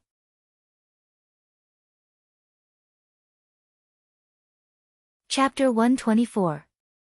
The so-called Nangong was actually in the Imperial Palace, but it wasn't officially in the Imperial Palace. In fact, it was in the southern side of the Imperial Palace. It was a big house, or rather, a big garden, next to the Imperial Palace. In terms of status, it was far away from the East Palace. You could also enter the Nangong from the inside of the Imperial Palace. In the past, the Nangong was actually a quiet courtyard for summer leisure. When Chu Luchen was still young, he moved into the Nangong after he was deposed as the Crown Prince. Because of that, the Nangong was called Prince Chen's Mansion. In the last life, the Nangong's mansion was finally removed, and the name Nangong was restored. In this life, although everyone knew that it was now called Prince Chen's Mansion, many people still called it Nangong in private. Because of the unique location and name of the Nangong, as well as Chu Luchen himself, everyone was afraid of Chu Luchen who lived in it. Qin Wanru had been to the Nangong in the last life, but she entered it from a small side door in the Imperial Palace. She had never entered the Nangong from the outside, but it did not prevent her from finding the former Nangong, which was now Prince Chen's mansion, according to the general direction. Before she arrived there, she had already seen the tall and shining horizontal board from a distance. The huge characters were like flying dragons and dancing phoenixes, revealing a sense of fierceness. It was said that the characters were inscribed by the current emperor himself, but Chu Luqian was still an infant at that time. The coachman had asked for directions several times before, but the people he asked just pointed in a hurry, as if they were not willing to be close to the Nangong. Fortunately, it was Qin Wanru who came, and she found it with her limited memory. After turning the corner, it should be Prince Chen's mansion. The coachman pulled the reins carefully. In the capital, he did not dare to be arrogant at all. The coachman of Qin's mansion was newly hired, and he was familiar with the roads of the capital. He also had good eyesight, so when he found the carriage was stuck in a small path, and another carriage came in front of him, the coachman did not dare to go forward. "What's going on?" Yujia lifted the curtain, leaned out and asked. "Miss Yujia, there is a carriage coming in front of us," the coachman said in a low voice. Although he couldn't tell which family the carriage in front of him belonged to, the wide and luxurious carriage that took up almost the entire road was not something an ordinary family could own. Moreover, there were 2 guards riding on tall horses behind the carriage. This situation was enough to make the coachman fearful. "Move back and make way." Qin Wanru's voice came from the carriage. Through the gap of the curtain that Yujia lifted, she also saw the situation of her carriage. "Yes, miss," the coachman answered and secretly breathed a sigh of relief. He had just been in the Qin's mansion for a short time and did not know the temperament of the masters in the mansion. He was afraid that the second miss had just come from Jiangzhou and thought that she could be as arrogant as she was in Jiangzhou. If she made trouble, no one could deal with it. The carriages on their sides slowly moved backward, and the carriages in front followed closely behind, as if it was a matter of course for Qin Manor's carriages to give way. The coachman of Qin's mansion was a little flustered. Looking at this situation, the people in front were really powerful, so he moved back more cautiously. But the more he didn't want to make mistakes, the more mistakes he made. The wheels of the carriage were suddenly caught in a small ditch on the side of the road, and one of the wheels was half sunk and stuck. No matter how hard the coachman tried, the carriage was motionless and blocked the road. Miss, it's stuck." The coachman tried several times and sweated profusely. The carriage in front had no choice but to stop as well. The curtain of the carriage was pulled up a little. Someone shouted, "Can your carriage move faster? We still have patients here. If there's any delay, how many heads do you have to bear the consequences? We seem to be stuck. Can you please back out?" The coachman was so anxious that his face turned pale, and he said in a low voice. "What do you mean by back out? How long will it take for us to back out? Hurry up. If something really happens, you will be finished." An old maid jumped out of the carriage with a bad face and looked fierce. We will try our best." The coachman didn't dare to speak again, pulled the reins again, and tried to try again. "What do you mean by try? It's necessary. Our old madam is sick. If we don't treat her quickly, something big will happen." The old maid was very anxious, and came over to push the 2 horses that pulled the carriage, with a face full of anger. Someone was sick. And it seemed to be very urgent. This kind of thing couldn't be delayed. Qin Wanru motioned Yujia to lift the curtain of the carriage. Yujia jumped out of the carriage first, and Qin Wanru held Yujia's hand and jumped down. When they got out of the carriage, she looked at the anxious old maid and asked softly, "What's wrong with your old madam?" The old maid didn't expect that such a young miss would get out of the carriage. After being stunned for a moment, she replied unhappily, "Our old madam suddenly got sick, and she can't even talk at this time. You go out and make way. I'll go and have a look." Qin Wanru went to the other carriage. The old maid hurriedly stopped her. "Miss, what are you looking at? Get your carriage away.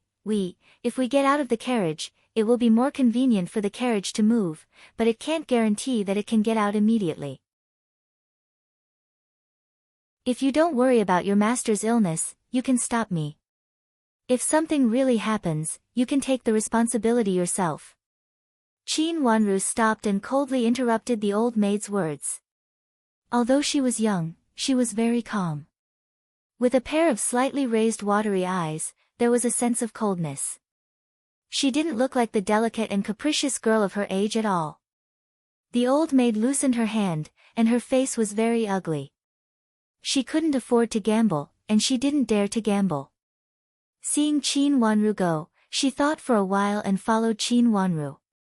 At this time, she was also anxious, so she took a shortcut, but she didn't expect that the shortcut was blocked. If something really happened, how could she, as an old maid, take the responsibility?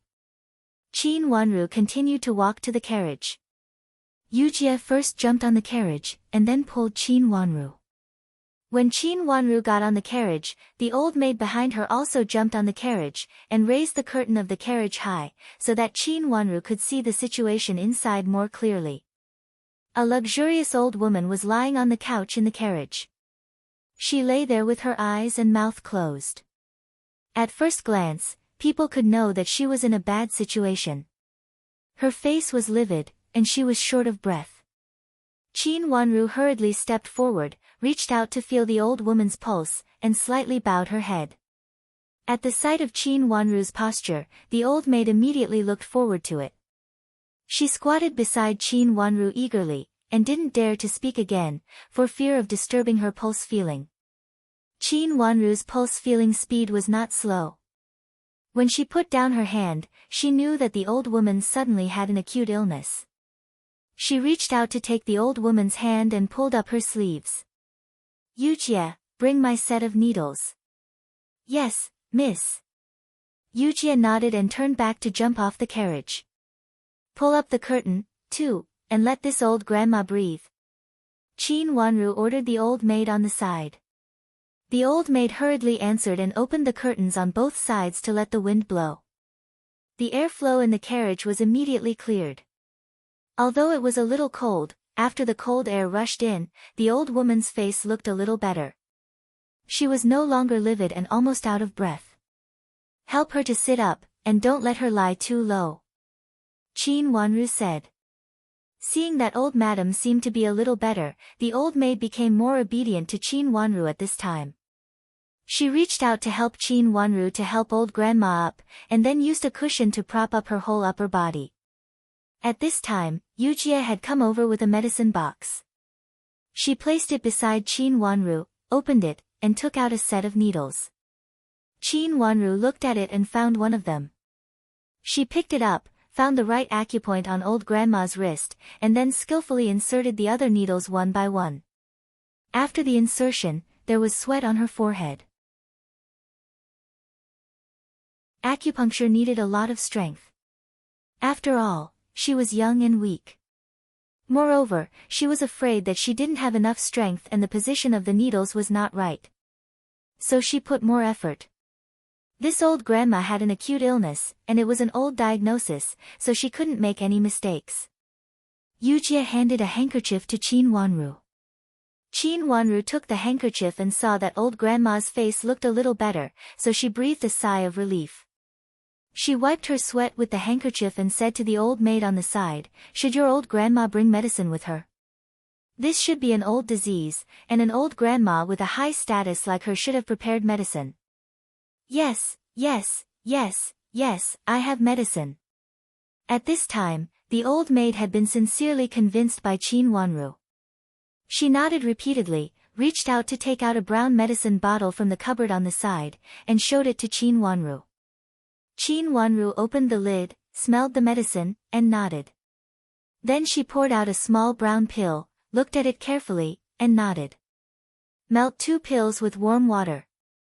"Miss. Old madam usually melts 4 pills, the old maid said hesitantly. "Usually, it's different now. Your old madam's body is still weak, so she can't take such a heavy medicine at once. 2 pills first, melt 2 pills after 2 hours, and then use it as usual," Qin Wanru said lightly. "Yes."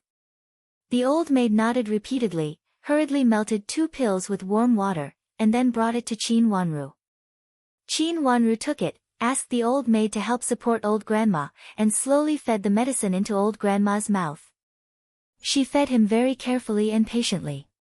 She fed him little by little. After a bowl of medicine, there were only some water stains on the corners of his mouth, and his body was not stained at all. Watching Qin Wanru feeding him medicine, the old maid's eyes became more respectful. After feeding the medicine, Qin Wanru put the bowl of medicine in the old maid's hand. Seeing that old grandma's face and breathing had returned to normal, Qin Wanru breathed a sigh of relief.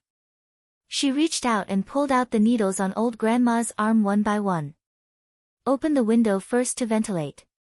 Let old grandma sit like this, don't lie down, and she will wake up after a while. Qin Wanru ordered while pulling out the needles. Yes, I know. Thank you, miss. The old maid nodded repeatedly, and seeing that her old madam's face had returned to normal, she deeply breathed a sigh of relief. Qin Wanru wiped her hands with a handkerchief, left the carriage, and was ready to help Yujie get out of the carriage.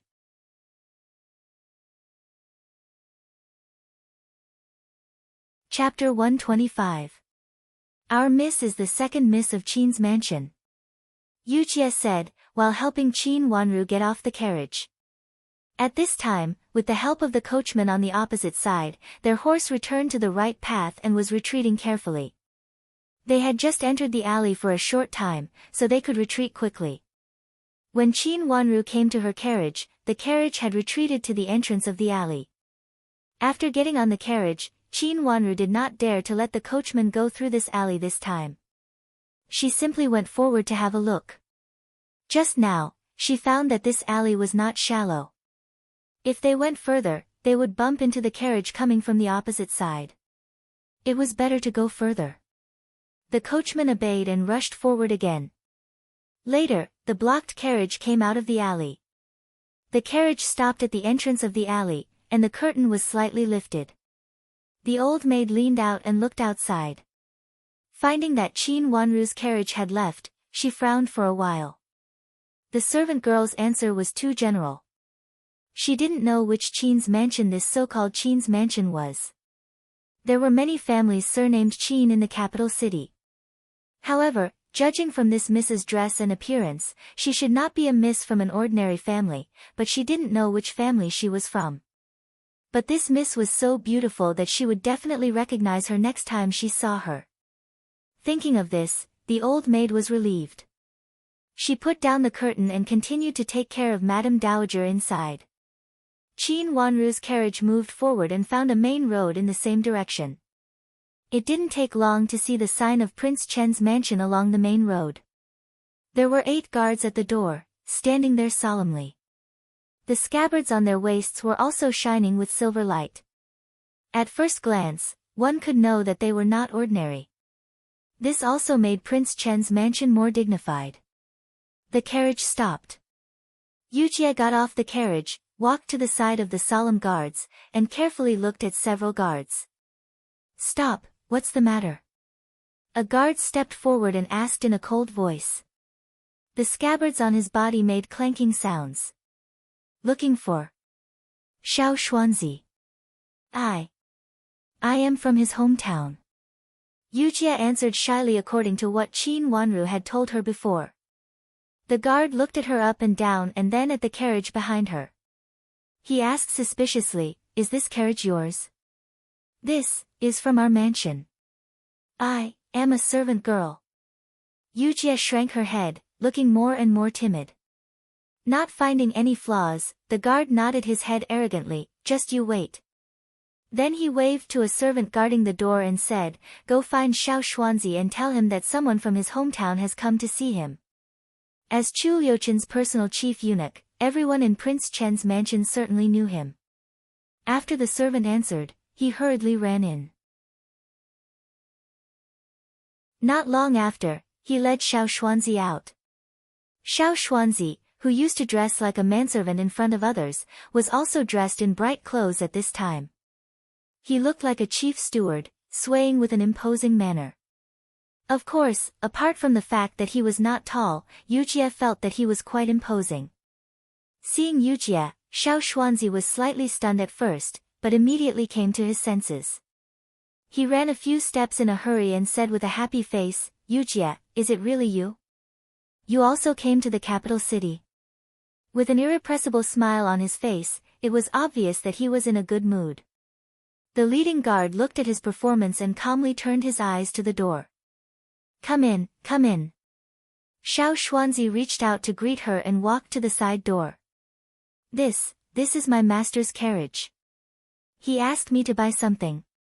Can I go in with him?" Yujie hesitated for a moment and pointed to the carriage lane behind her. "It's rare for you to come here. Come in, come in. I happen to have something to give you later. Is there any space in your carriage?" Xiao Xuanzi said enthusiastically and reached out to lead her in, as if he hadn't seen her for many years. So the carriage was led into the side door and into the parking lot. When they arrived at the parking lot, Xiao Xuanzi walked to the carriage and respectfully said to Qin Wanru inside, "Second Miss Qin, please get off. Is everything okay here?" Qin Wanru lifted the curtain and asked. "Everything is okay. Second Miss, you can get off." Xiao Xuanzi said with a smile and returned to the appearance of a manservant in the past.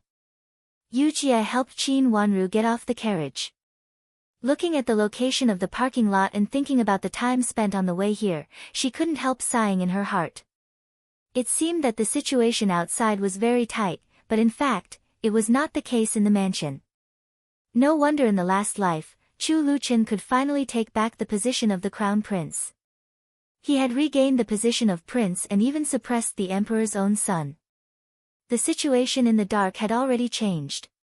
When the high and mighty emperor thought that everything was under his control, the sick and arrogant Prince Chen was no longer what he thought he was. "Is it convenient for your prince to see me?" Qin Wanru got off the carriage and asked.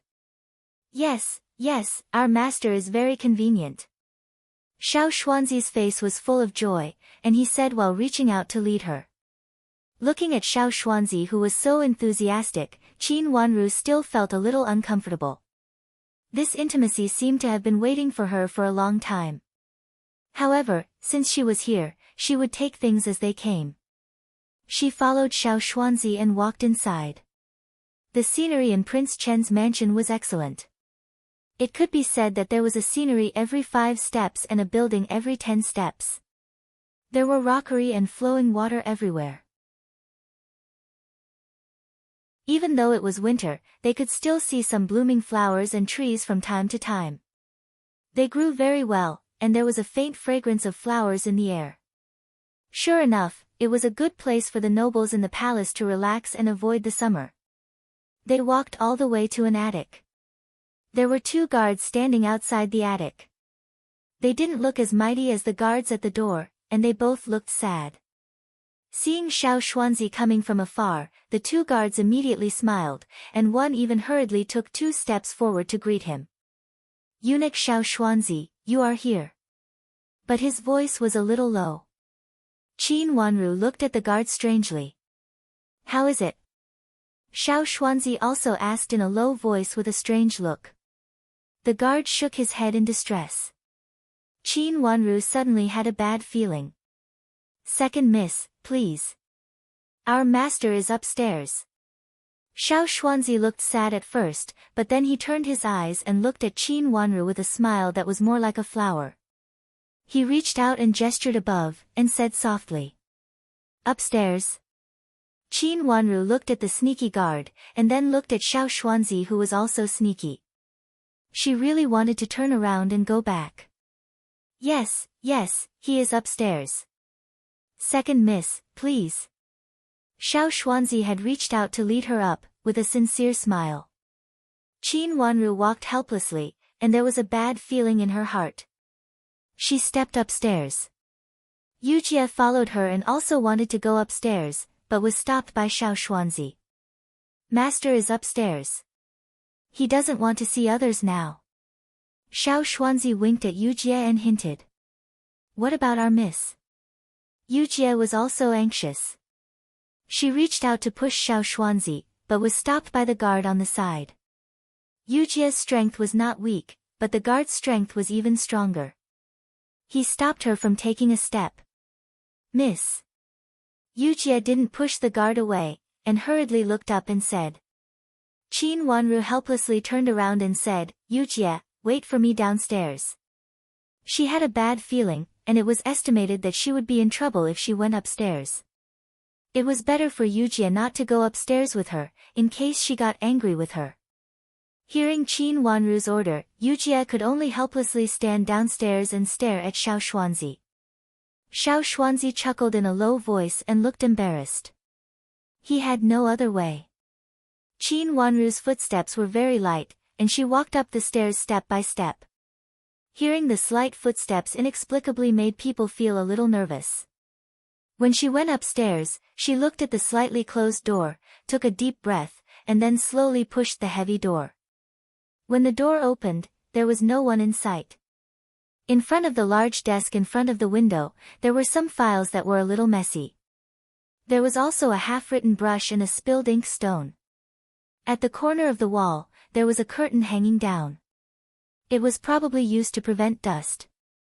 It was a small, light curtain, which had a sense of elegance.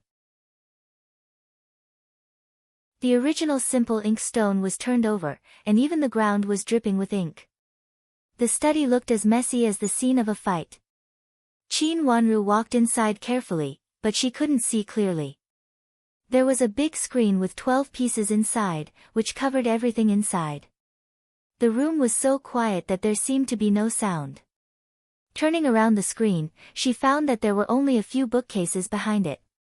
However, there were so many books from top to bottom, which looked very heavy. It could be seen that there were a lot of books. But there was still no one. The place connected to the slow curtain outside the screen was also connected to the slow curtain of the same color. It should be connected with the slow curtain outside. Qin Wanru stood for a while and didn't find anyone, so she turned to the back of the bookcases. Finally, in front of the last bookcase, she saw a couch placed against the window. There was a person leaning on it, with one hand supporting his head and his back to her. The ink-white brocade robe, the high-combed jade crown on his head, and the lazy behavior all showed that the person in front of her was Chu Luchen. However, hearing the footsteps behind him, he didn't turn his head, and still turned his back to her. Qin Wanru coughed in a low voice, trying to attract his attention. However, this man seemed not to hear it, and still didn't move. Qin Wanru waited for a while, knowing that he didn't intend to turn around, and said helplessly, "Prince?" Hearing the figure behind him, Chu Luchen slowly opened his eyes. His eyes were as dark as ink, as if he was a ghost trapped in hell, cold and bloody. Everything in front of him seemed to be more cold and lifeless because of this pair of creepy eyes. That was a pair of cold-blooded and ruthless eyes, which seemed to be unmoved by anything. Calm without a trace of anger. His beautiful face was as evil and cold as a ghost. "Prince, are you awake?"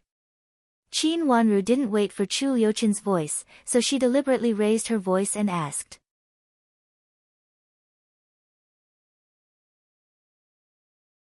Chapter 126. I do need your help. Qin Wanru decided to tell the truth.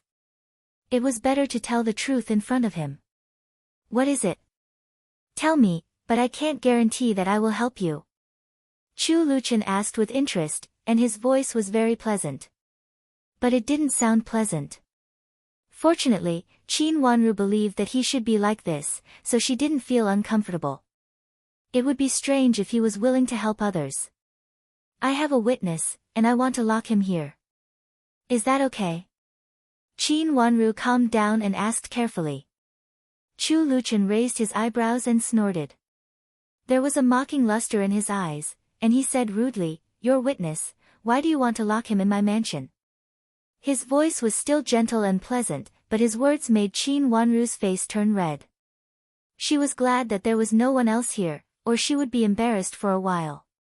Although she knew that this master was not a person who could easily agree, and she had prepared herself before coming here, she still couldn't help blushing. "Child, the Tang Qianyan seems to be growing better and better recently." Qin Wanru calmed down and said softly. "So what?" Chu Luchen squinted his eyes impatiently, and his voice was lazy with a chill that made people feel cold. Qin Wanru was now sure that before she bumped into him, this master must be angry. No wonder Xiao Xuanzi treated her like a distinguished guest. Who wouldn't want someone who could block their anger for free? But she was here, so she couldn't leave casually. I heard that this flower is a pot of exquisite flower. If it is carefully raised, it may grow into a flower that is more beautiful than the capital. Qin Wanru said while secretly deciding that she would ask a gardener to appraise it after going back, to see if this flower was really a special and exquisite species. If it was not, even if it was sold at a high price, she would buy a pot of exquisite flower and raise it well. No matter how good the flower is, it is still a dead thing if it is raised to death. Chu Luchen snorted coldly and sat up slowly. The lad who was lying on his side had already made Qin Wanru feel a lot of pressure. Now that he was sitting up, it made her heart tremble, especially his handsome and cold eyes. Qin Wanru felt that the feeling of him staring at her was more like the feeling of being stared at by a poisonous snake, so she did not dare to move. His back began to sweat. Although he repeatedly told himself that the Prince Qin in front of him was not yet the future crown prince who would rule the world in the future, and he was just a sick and beautiful young man who had guards guarding the gate of the mansion. Although he was said to be protected, he was actually being monitored. But even if she repeatedly told herself so, Qin Wanru's heart still trembled. It seemed that compared with Jiang Zhou, Chu Liuchen's imposing manner was more amazing and colder. And his childish behavior of sending the fish tank before made Qin Wanru feel that it was something far away. Qin Wanru, what's with your expression? Are you afraid of me? The coldness in Chu Liuchen's eyes was slightly restrained, and a smile slowly appeared on his face. For a moment, the temperature in the room seemed to be slightly warmer. Qin Wanru was anxious in her heart, but she didn't show it on her face. She just slightly blushed and shook her head firmly against his eyes, which were still a little hostile. Prince, you have helped me several times. If there is a chance in the future, I will definitely repay you. There is nothing to be afraid of. Are you really not afraid? Chu Liuchen's eyes almost looked into Qin Wanru's heart. Qin Wanru was shocked and thought to herself, could it be that I failed to hide it from Chu Luchen? What kind of tricks does this unpredictable Prince Chen plan to play? If I was afraid, I would not come to your mansion today and ask for help from you. Qin Wanru said calmly under Chu Liuchen's strange eyes. Chu Luchen looked at her carefully, and the coldness in his eyes suddenly disappeared. He leaned back lazily and even shrank his feet, looking very casual. Tell me, what's the matter with that person? Prince actually knows that person. Madame D sent that person to plot against me, and he was sent to the opposite window by your people. I did not expect that young Madame and Miss of Duke Yangxiu's heir lived there. This time when I go to the capital city, I may need his testimony, but I am afraid that Madame D will find out, so I want to put him here. Hearing that Chu Luchen was relieved, Qin Wanru said knowingly and told him everything in detail. Where is he? Chu Luchen was very easy to talk to this time. I secretly locked him in a rented yard, and my wet nurse's son is watching him. But it is too easy to expose his traces if he is put outside. Qin Wanru said. Okay, but the rent. Chu Luchen reached out his hand and rubbed his slender and smooth index finger and thumb in Qin Wanru's dull eyes. Qin Wanru felt very dry in her throat. She bit her pink lips, and her long eyelashes fluttered twice, trying to see more clearly. She had never seen this gesture before. But if she connected it with him, it was easy and vivid to think of a conjecture. Before she saw the scene in front of her, she couldn't connect this conjecture with Chu Luchen in any case. Although Chu Luchen had many sides, no matter which side he was noble from the bottom of his heart. But did she really understand the scene in front of her? What? No money. That can't be done. I don't give credit. Chu Luchen stretched out a finger in front of Qin Wanru and waved it in front of her. His handsome eyes seemed to contain a little starry sky, and his bright eyebrows were enough to fascinate all living things. He was a handsome young man with picturesque eyebrows. When he looked at her, he immediately made every girl he saw blush. Qin Wanru felt a chill in her heart. She stared straight at his fingers and focused all her attention on them. As his slender fingers slowly moved, her watery eyes, which were like those of a deer, exhaled a long breath, and said in surprise, "Prince, are you asking me for money?" "What? You are so close to me that you don't want money?" Chu Luchen crooked his head in an evil way and pursed his pale lips. The smile on his face disappeared, and he looked unhappy. Qin Wanru hurriedly shook her head and said, "Prince, how much money do you want?" "Well, 1 tael a day is about right." Chu Luchen smiled. The handsome young man crooked his head and showed a harmless smile on his face. His light-colored lips made people feel that he was staring at her affectionately. Qin Wanru didn't notice this. She was so shocked that her eyes widened. She almost asked him to drink a glass of cold water to sober up. Why didn't he rob money? "Prince, I don't have so much money." Qin Wanru complained secretly. Who knew how long this coachman would have to be hidden away before he could be put to good use? Adding up the money day by day, it was really not a small amount. "Qin Wanru, based on our friendship, you can owe me." Chu Luchen stretched out his finger and knocked on the edge of the couch twice. He looked disgusted and said, "Anyway, you owe me a lot. Your life is already mine."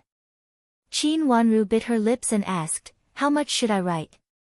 1,000 taels for the time being." Chu Luchen raised his eyebrows and smiled faintly.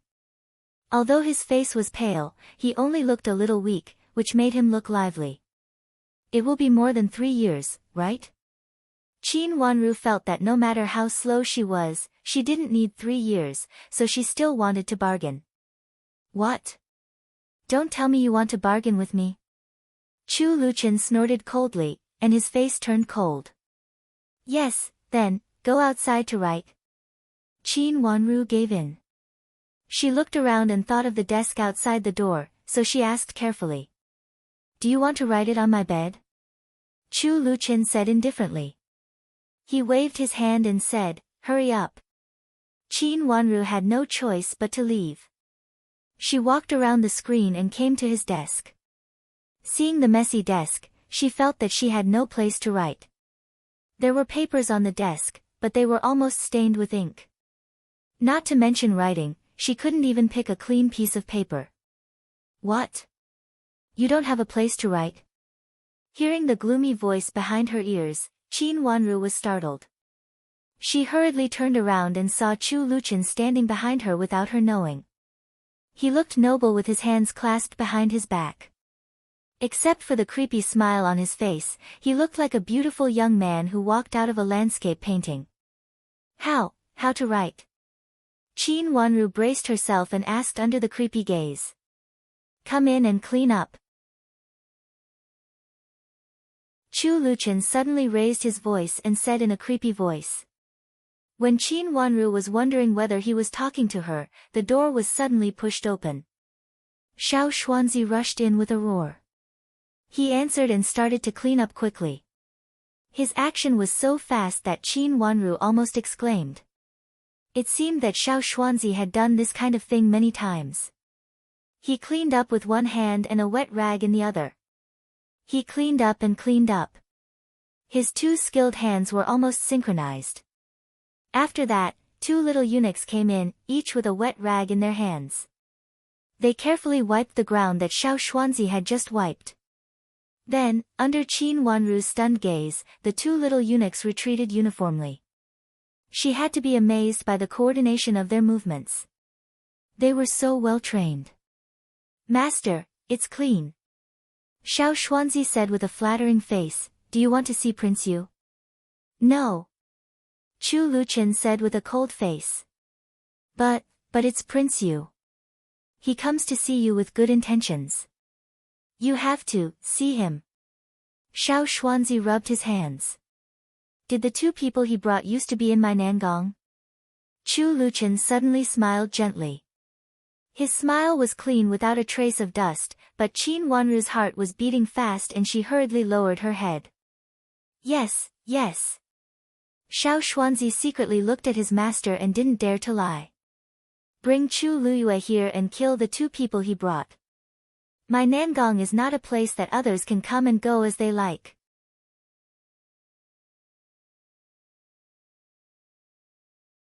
Chapter 127. It was so quiet in the room that there was almost no sound. Qin Wanru carefully sat behind the screen and held her breath. She held a piece of paper in her hand, which she had just written. But before she could show it to Chu Luchen, footsteps came from outside. Qin Wanru hurriedly hid in the inner room under Xiao Xuanzi's hint. When she came in, she realized why she hid in the room. In fact, she should have left early. Now she could not leave even if she sat in the back. There were people outside. Why didn't she say anything? What? Nangong, the prince, doesn't even want to say anything when you come here? Then why did you pretend to be friendly in front of my uncle? Chu Liuchen's low cough broke the silence in the room outside. His pale long eyelashes trembled twice because of coughing. His body wrapped in a heavy snow coat leaned against the back of the wide chair with a gentle smile on his face. The smile was very beautiful, but also very pale, which made him look sick and weak. Like a peerless beautiful young man coming out of a painting, he leaned against the chair, sick and elegant. Chu Luchen, why did you do this? Chu Luyue gnashed his teeth and sat down in the chair opposite Chu Luchen. He had always been proud of his calmness, but when facing Chu Luchen, he always couldn't control it. He clenched his fists hard and almost wanted to greet Chu Liuchen's hateful face with his fists. Along with his voice, there was a scream coming from outside the window. The sharp scream contained the despair and bitterness of death. Qin Wanru bit her lips and suppressed the nervousness in her heart. The despair and bitterness before death were so abruptly heard in the room. Chu Luyue suddenly stood up. When he was about to say something, there was another high-pitched and sharp curse outside the window. Chu Luchen, you sick man, you will die a horrible death, and then there was another scream before death. It could be clearly heard that this scream was made by the person who had cursed Chu Luchen before. After the scream, there was a death-like silence. Chu Luyue was so angry that he trembled. He heard clearly that these 2 people were the ones he brought here today. They were also the 2 people who were originally working in Prince Chen's mansion. He found an excuse to take them away. This time, he brought these 2 people here on purpose to embarrass Chu Luchen. He wanted Chu Luchen to know that he was nothing but a sick and weak waste now. She didn't expect that before she could see Chu Luchen, these 2 people had been tied up. Now they should be dead. Chu Luyue was extremely angry. He didn't really feel sorry for his 2 subordinates, but felt that he had been severely slapped in the face by Chu Luchen. In vain, he had deliberately taken these 2 people to show around in front of his brothers and accidentally revealed that these 2 people used to be Chu Liuchen's subordinates. Chu Luchen, what do you mean? Gritting his teeth, Chu Luyue sat down heavily and stared at Chu Liuchen's pale and fragile face. He wanted nothing more than to strangle this sickly man to death right now. Nothing. They used to be my subordinates. Now they not only know how to betray me, but also dare to insult me. I don't know who gave them so much courage. Chu Liuchen's expression did not change. He looked at Chu Luyue lazily with a smile, as if he was not talking about 2 people, but 2 birds. Damn it, that useless person even scolded Chu Luchen before he died. Chu Luyue didn't believe that if Chu Luchen did nothing, his subordinate would say such a thing before he died.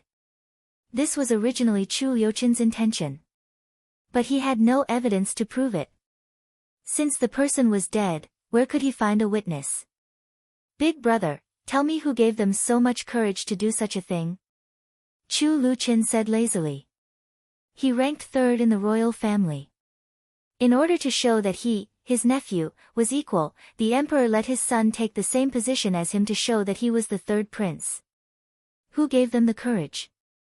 Chu Liuyue's words implied that it was Chu Liyue who instructed them to insult Chu Luchen, which made Chu Liyue angry and hateful. But there was no evidence, and his father would not listen to him no matter what he said. He didn't know why his father was unusually tolerant to Chu Luchen. Chu Luchen, don't go too far. Chu Liyue's face turned blue. Big brother, tell me, what are you doing here today? Don't talk about these trivial things. I'm not in good health and can't stand sitting for a long time. Chu Luchen coughed a few more times and raised his handsome little face impatiently. He wrinkled his tall nose to show his annoyance without any politeness. Can't you stop for a while? I don't know how long I can live with my weak body. Do you all want to anger me to death? Tell Imperial Grandmother and Imperial Uncle tomorrow and ask them to help me find out who wants to kill me. They don't even allow me to have a good rest. What he said was really annoying, but Chu Liyue couldn't lose his temper. Although he did mean to anger Chu Luchen, he couldn't say it clearly. Everyone could see his father's partiality. Moreover, Imperial Grandmother was here. Sometimes Chu Liyue thought that Chu Luchen might be his father's biological son. Otherwise, why would his father treat him so well and treat him better than his biological son? I'm here to see you today. Chu Liyue almost said these words through his teeth. He suppressed his anger and told himself to bear it first. He was just a sick man and he might die at any time. The imperial physicians in the palace all said that they didn't know how long he could live. He was congenitally deficient and had a virus in his mother's womb. Thank you, elder brother. You can go now. I'm really tired. I'm afraid I can't accompany you to talk about our brotherhood. Chu Luchen waved his hand and glanced sideways at Chu Liyue. His eyes were full of sarcasm, which made Chu Liyue, who had always been calm and self-restrained, so angry that he almost broke down. He gritted his teeth hard so that he wouldn't lose control of his actions. My father asked me to see your body and ask you what you need. If you need anything, just tell me. He also said that he found another miracle-working doctor and asked you when he can come to our mansion to see you. Chu Liyue told him what the emperor had asked him to come here with a livid face. No. Chu Luchen waved his hand and pulled his snow coat as if he was afraid of the cold. Under the white snow coat, his face became paler and paler. They are all useless quacks. I don't want to see them. My father means that we should take a look first. Let's take a look first. Maybe it will be useful. Chu Liyue was actually happy to see Chu Luchen like this. Although the smile on his hateful face was still so annoying, his eyes were not angry, which he liked very much. For a moment, his expression eased a little. He sneered secretly and a vicious pleasure rose in his heart. He was just a willful patient. Why should he care about him? Maybe he wouldn't see the sun rise tomorrow. No.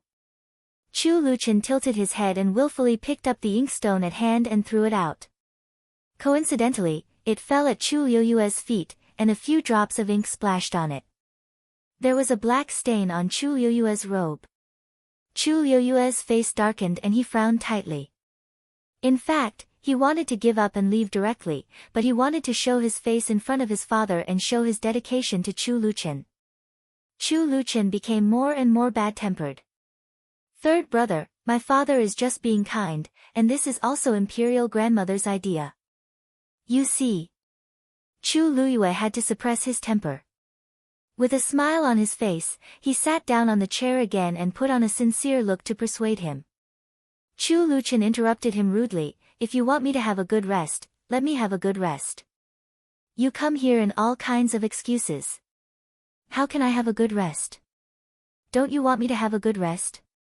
Do you want me to die early when I am well? Chu Luchen narrowed his eyes and tilted his head slightly to one side. He looked like a rascal, which made people want to drag him out and beat him.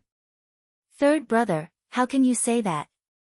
Chu Liyue said angrily, my father and Imperial Grandmother are doing this for you. How can you say that? Well, you can go. I am tired. Chu Luchen didn't intend to give him any face and waved his hand, as if he was driving away an annoying fly. Chu Luchen, oh, that's right. Remember not to bring my people to my mansion in the future. Otherwise, I might have to tell my uncle that if all my people are your people, I might not even be able to protect my own life. Chu Liuyue's face turned pale. It was a light sentence, but the meaning in it was extremely heavy. Leave that kind of traitor to others. I don't need it.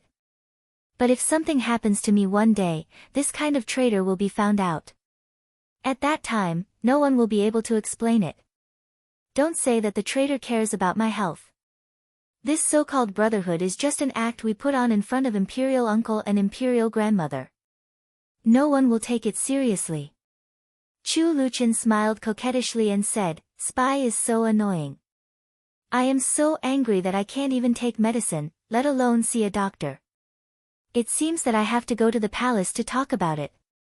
These words almost directly tore away the veil of warmth behind the so-called brotherhood, and it was unceremoniously tore away, revealing the dark, rotten parts that everyone tried hard to cover up. Moreover, the words inside were vague, which was difficult to understand and deal with. Chu Liyue had known that this sick guy was not so easy to deal with. He clenched his hands hard. They are not spies. They came back to me. Chu Liyue explained with hatred. Not spies. Then they are spies. And they are spies who betrayed me. They just betrayed me and dared to scold me. Chu Luchen tooted and said, "They scolded me and said that I am sick. They also scolded me and said that I will die a horrible death. Brother, I think we can go to the palace and tell my uncle about it. Let him be the judge."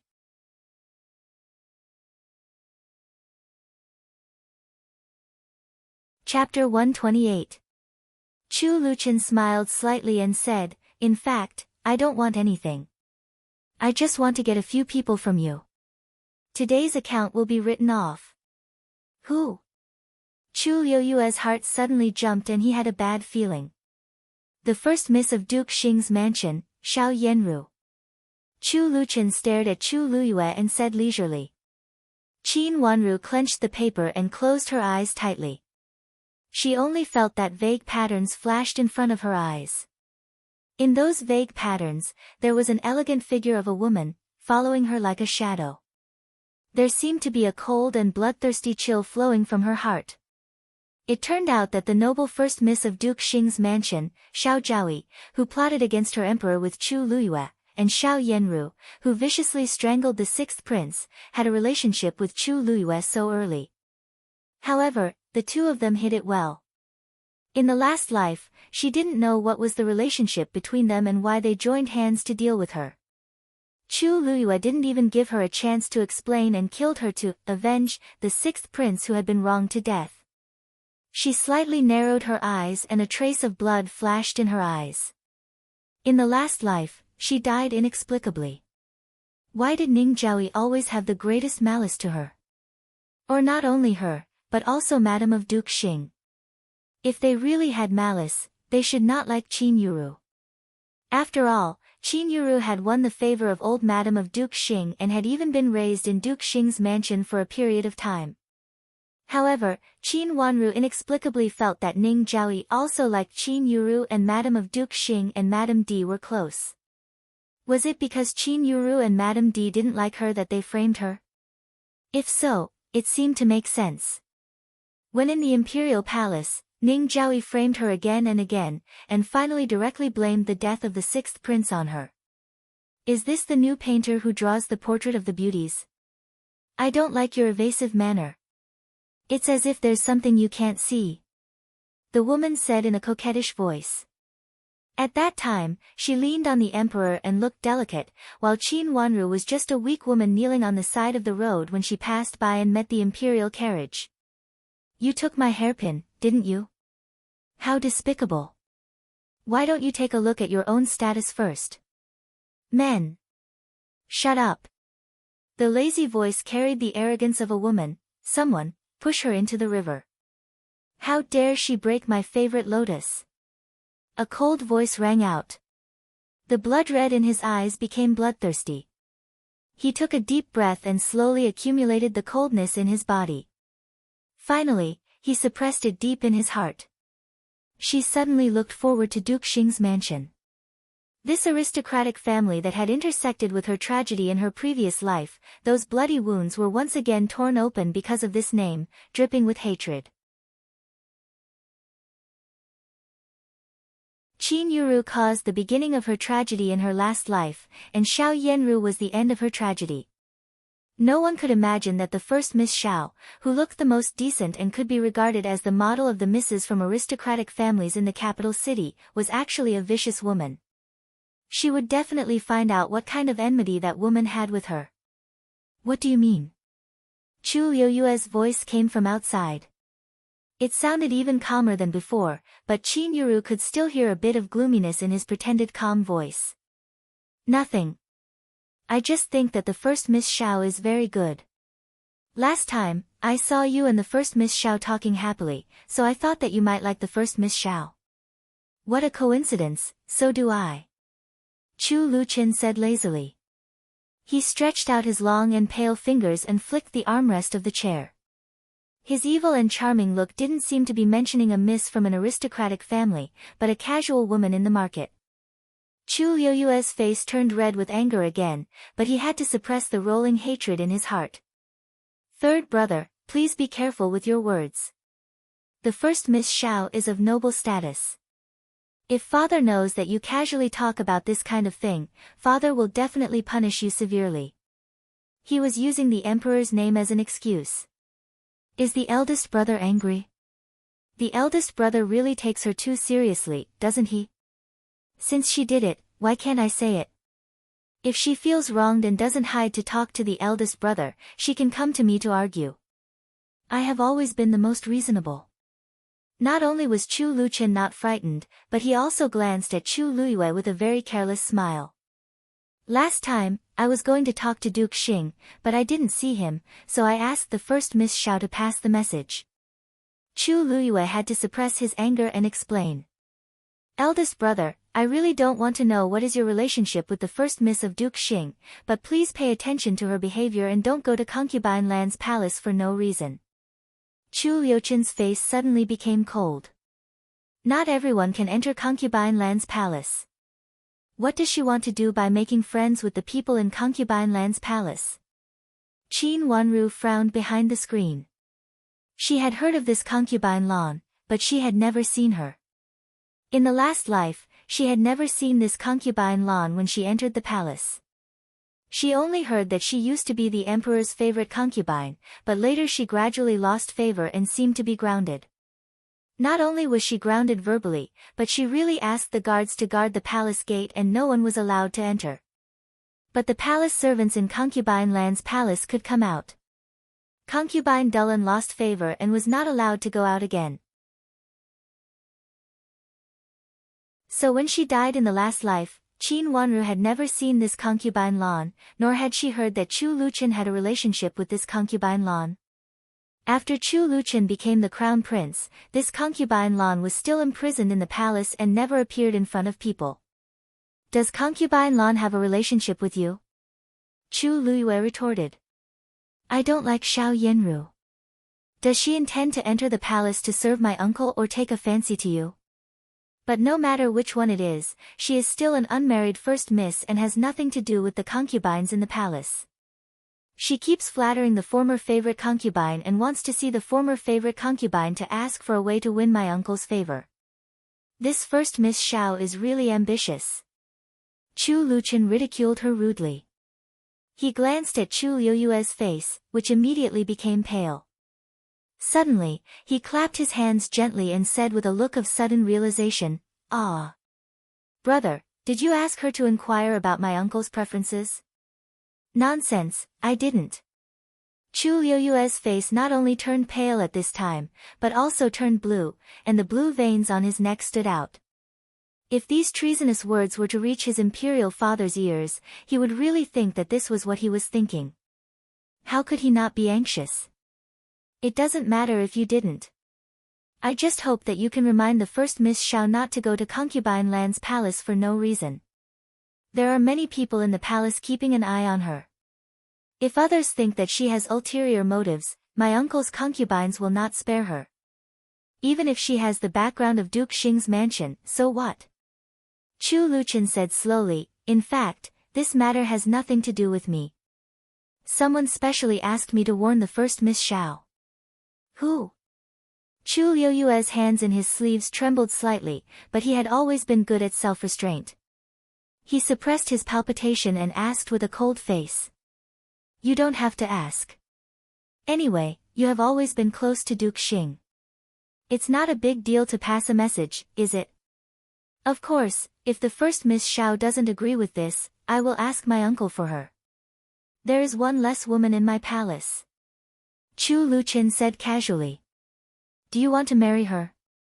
Chu Luyue suddenly understood the meaning of Chu Liuchen's words just now. He looked at Chu Luchen gloomily. What Chu Luchen said before was just an excuse, and the last sentence was the real one. After all, Xiao Yanru was a famous beauty with both beauty and talent in the capital city, and Chu Luchen, the invalid, could not get rid of the vulgarity. The woman around me is not necessarily a princess. Chu Luchen said with a bit of enchanting look. He shook his robe and said impatiently, I'm just joking with you to ask for her. If she really doesn't know what's good for her. I don't mind telling her in front of my uncle. After he finished speaking, his body became more and more crooked. He closed his eyes and actually rested. His appearance was truly infuriating and hateful. However, because of his identity, no one could say anything. They couldn't even touch him. This person was made of porcelain. If they were to touch him or hurt him, no one would be able to bear the responsibility. Chu Luyue was aggrieved and angry, but there was nothing he could do. He could not even complain that Chu Luchen had killed the people he brought with him.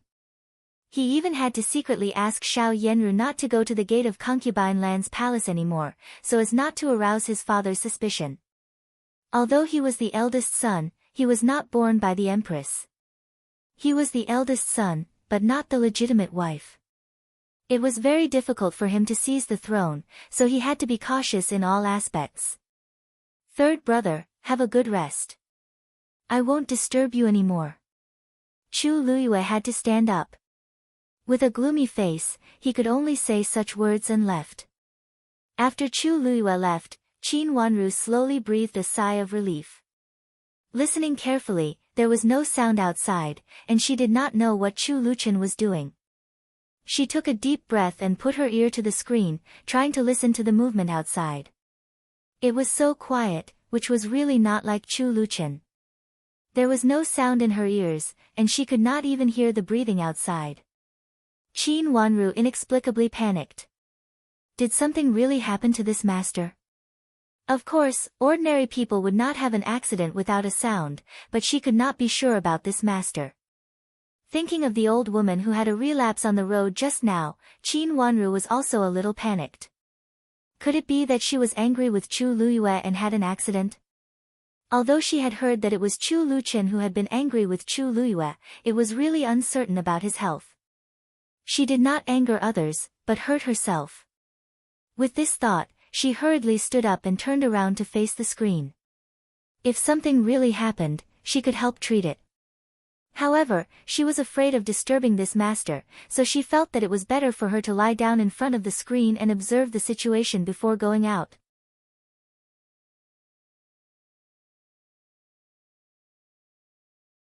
Chapter 129. There was no one in the room. He was perfectly fine, so how could he just disappear like that? Qin Wanru stood out from behind the screen, walked to the chair in front of Chu Luchen and turned a few times. She was really panicked. There was only such a place in the room, and it was very clear at a glance. But where was Prince Chen who had the upper hand in laughter just now? Come here. Chu Liuchen's voice suddenly came from behind. Qin Wanru was shocked and turned around hurriedly, but she didn't find anyone. She looked around suspiciously and finally fell on the hanging curtains. Come here quickly. The unhappy voice seemed to come out again. This time Qin Wanru saw it clearly and immediately understood that the voice really came from the curtain. She was shocked and looked at the layout of the whole room. It was really unexpected that people could hide here. She turned her feet and walked to the curtain. When she got close, she reached out and lifted it up.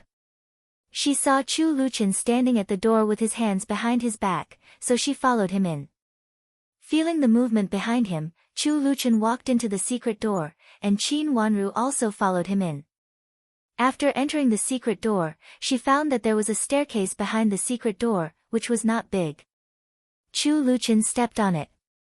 Qin Wanru thought for a moment and followed him up. The staircase took a turn and went upstairs. When he reached the top, he entered the door again. Only then did he realize that he was in another room. The layout was almost the same as the room downstairs. There was also a desk by the window, and there was also a screen that separated the room into two spaces. The most surprising thing was that there were curtains of the same color hanging at the corner. If Qin Wanru didn't remember it clearly, she almost thought that she was still in the previous room. The position of the wide chair in front of the desk was slightly different from the position on the second floor. This was a 3-story attic. Qin Wanru couldn't help secretly admiring the craftsmanship of the royal family. When she was outside, she also saw it. She thought it was a 2-story room, but in fact, it was a 3-story room with a hidden floor inside. What about the debt? Chu Luchen sat on the wide chair and knocked on the table with his fingers. Qin Wanru reached out and obediently handed over the loan note that she had just held tightly in her hand. Compared with Prince Yu Chu Luiyue, who was angered and threatened and even failed to protect his servant, Qin Wanru suddenly felt that she was so lucky to just be blackmailed for some money. Why is it wrinkled like this? Chu Luchen pointed at the piece of paper Qin Wanru put on the table and patted it with disgust. I was careless just now. Qin Wanru bit her lip and explained obediently. Forget it. Don't do it again. This is your only chance. I will send someone to follow you and take her away. Chu Luchen raised his eyebrows and said. Qin Wanru silently looked at his beautiful and somewhat childish face and felt that she had better not say anything. There was still a future. Of course not. But this man was not a reasonable person. She didn't know when he would blackmail her again, so she had to make more money. What do you think of my room? Chu Luchen stood up and waved to Qin Wanru with a look of presenting a treasure. Qin Wanru walked over helplessly and stood beside him to look out. She immediately found that the view from here was excellent. Compared with casually looking out from the second floor, she could see the scenery outside the window more clearly. In the distance, she even saw the figure of Chu Luiyue walking out behind a little eunuch. He was in a hurry and seemed to be full of displeasure. On the other side, Qin Wanru saw 2 palace maids, who didn't dress like the maids of Prince Chen's mansion. Qin Wanru had seen this kind of palace maids a lot in her last life, so at a glance, she could see clearly that the 2 palace maids were also walking out slowly. Their direction was different from Chu Luiyue's. It seemed that they were going to the palace. They entered the palace from the small side door of Prince Chen's mansion. She didn't know whether the 2 palace maids were sent by the Empress Dowager. Her eyes swept over and then involuntarily fell on a place. She felt so sad that her fingers almost trembled on the windowsill, and her body involuntarily got closer to the windowsill. That place was the place where she died in her last life. Xiao Yenru testified that she strangled the 6th prince in that place, and she was also cut in half at the waist in that place. Under the high steps, there was a rockery on the side of the lake. It was on the high steps that she saw Chu Luchen at that time. Then everything was blurred. She only remembered that she didn't die on the spot and something flashed in front of her. It was the color of blood dripping down. Qin Wanru, what's wrong with you? A cold voice suddenly came to her ears. Her hand was grabbed by someone fiercely and shook twice. Qin Wanru felt very painful. She was in pain. The pain after being cut in half at the waist seemed to make her unable to breathe. No, it was not that she couldn't breathe. Was she still breathing? She had been cut in half at the waist, hadn't she? The violent shaking only made her feel more pain, so much so that she couldn't imagine it. The voice in her ears seemed to want to break through the blood fog, but every time it did, it would be pulled back by the thick blood fog, dragging her soul into the eternal and empty blood sea hell. She was in so much pain. Qin Wanru. She felt a sharp pain in her hand, which made her gasp. The bloody color in front of her suddenly faded, leaving only Chu Liuchen's cold eyes. His skin was almost transparent, and his eyes were almost pure black, different from those of ordinary people. All the lights that shot into his eyes were locked in deeply, as if there was no vitality in them. There was a feeling of distorted space that made people feel suffocated. Through this pair of eyes, she could only see despair and horror. This pair of eyes was a little familiar, or very familiar. Qin Wanru almost raised her hands subconsciously. Suddenly, she was overwhelmed with grief, and the overwhelming pain almost made her look ferocious. Qin Wanru, what the hell is wrong with you? Qin Wanru's face was slapped twice. She closed her eyes, pulled herself together, and then slowly opened her eyes. It was still Chu Liuchen's face, but it seemed to be a little different from before. There was a little gloominess and displeasure in his eyes, but not despair and death. Although his face was cold, it didn't make people feel suffocated and distorted at first glance. Qin Wanru, are you possessed? Why are you staring at me? Do you have feelings for me because of my good looks? Chu Liuchen patted Qin Wanru's little face gently, with a trace of a naughty smile on his face.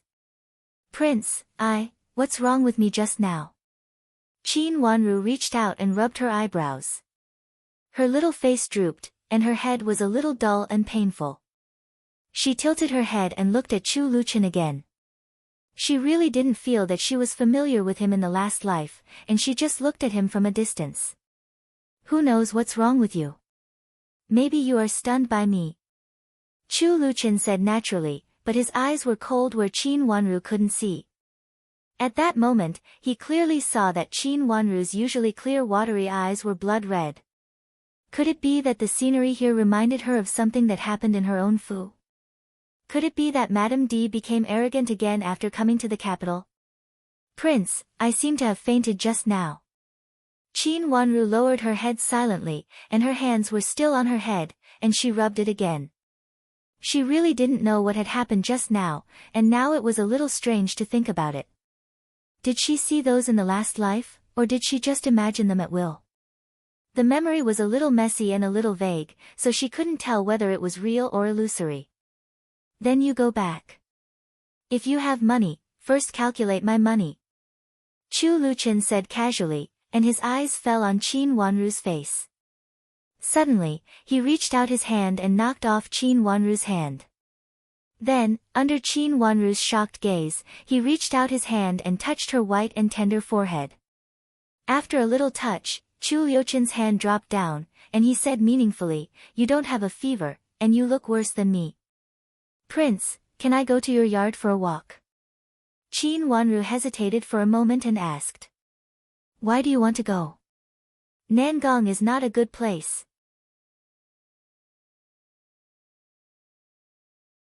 Chu Liuchen looked impatient, and his extremely long eyelashes cast a treacherous shadow on his pale and almost transparent eyes, and his eyes became cold.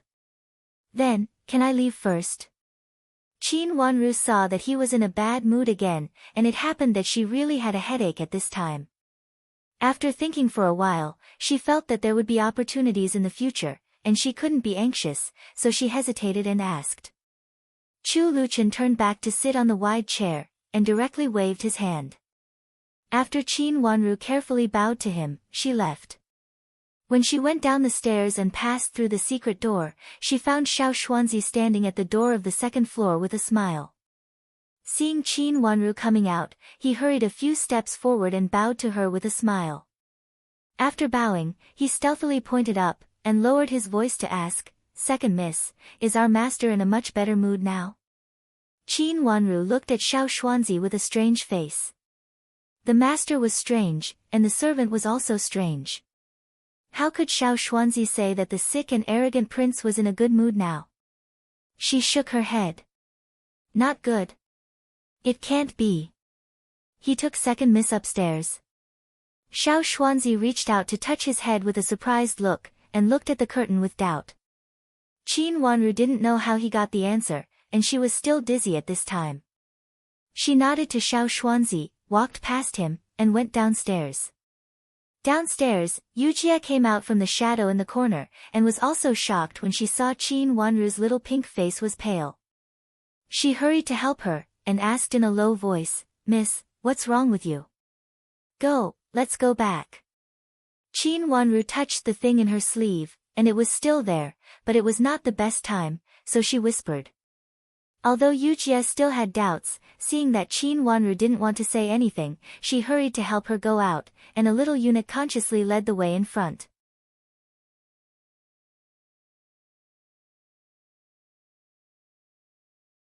Chapter 130. Yujia lifted the curtain and looked out. She saw Xiao Xuanzi running in the corridor, out of breath and shouting as he ran. Behind him was a servant dressed like an ordinary coachman. Seeing the carriage stopped, Xiao Xuanzi ran 2 more steps and ran to Qin Wanru. "Second miss. I will go with you. I will take the carriage of our mansion, and then bring them in." He was talking about sending the coachman of his mansion to Prince Chen's mansion.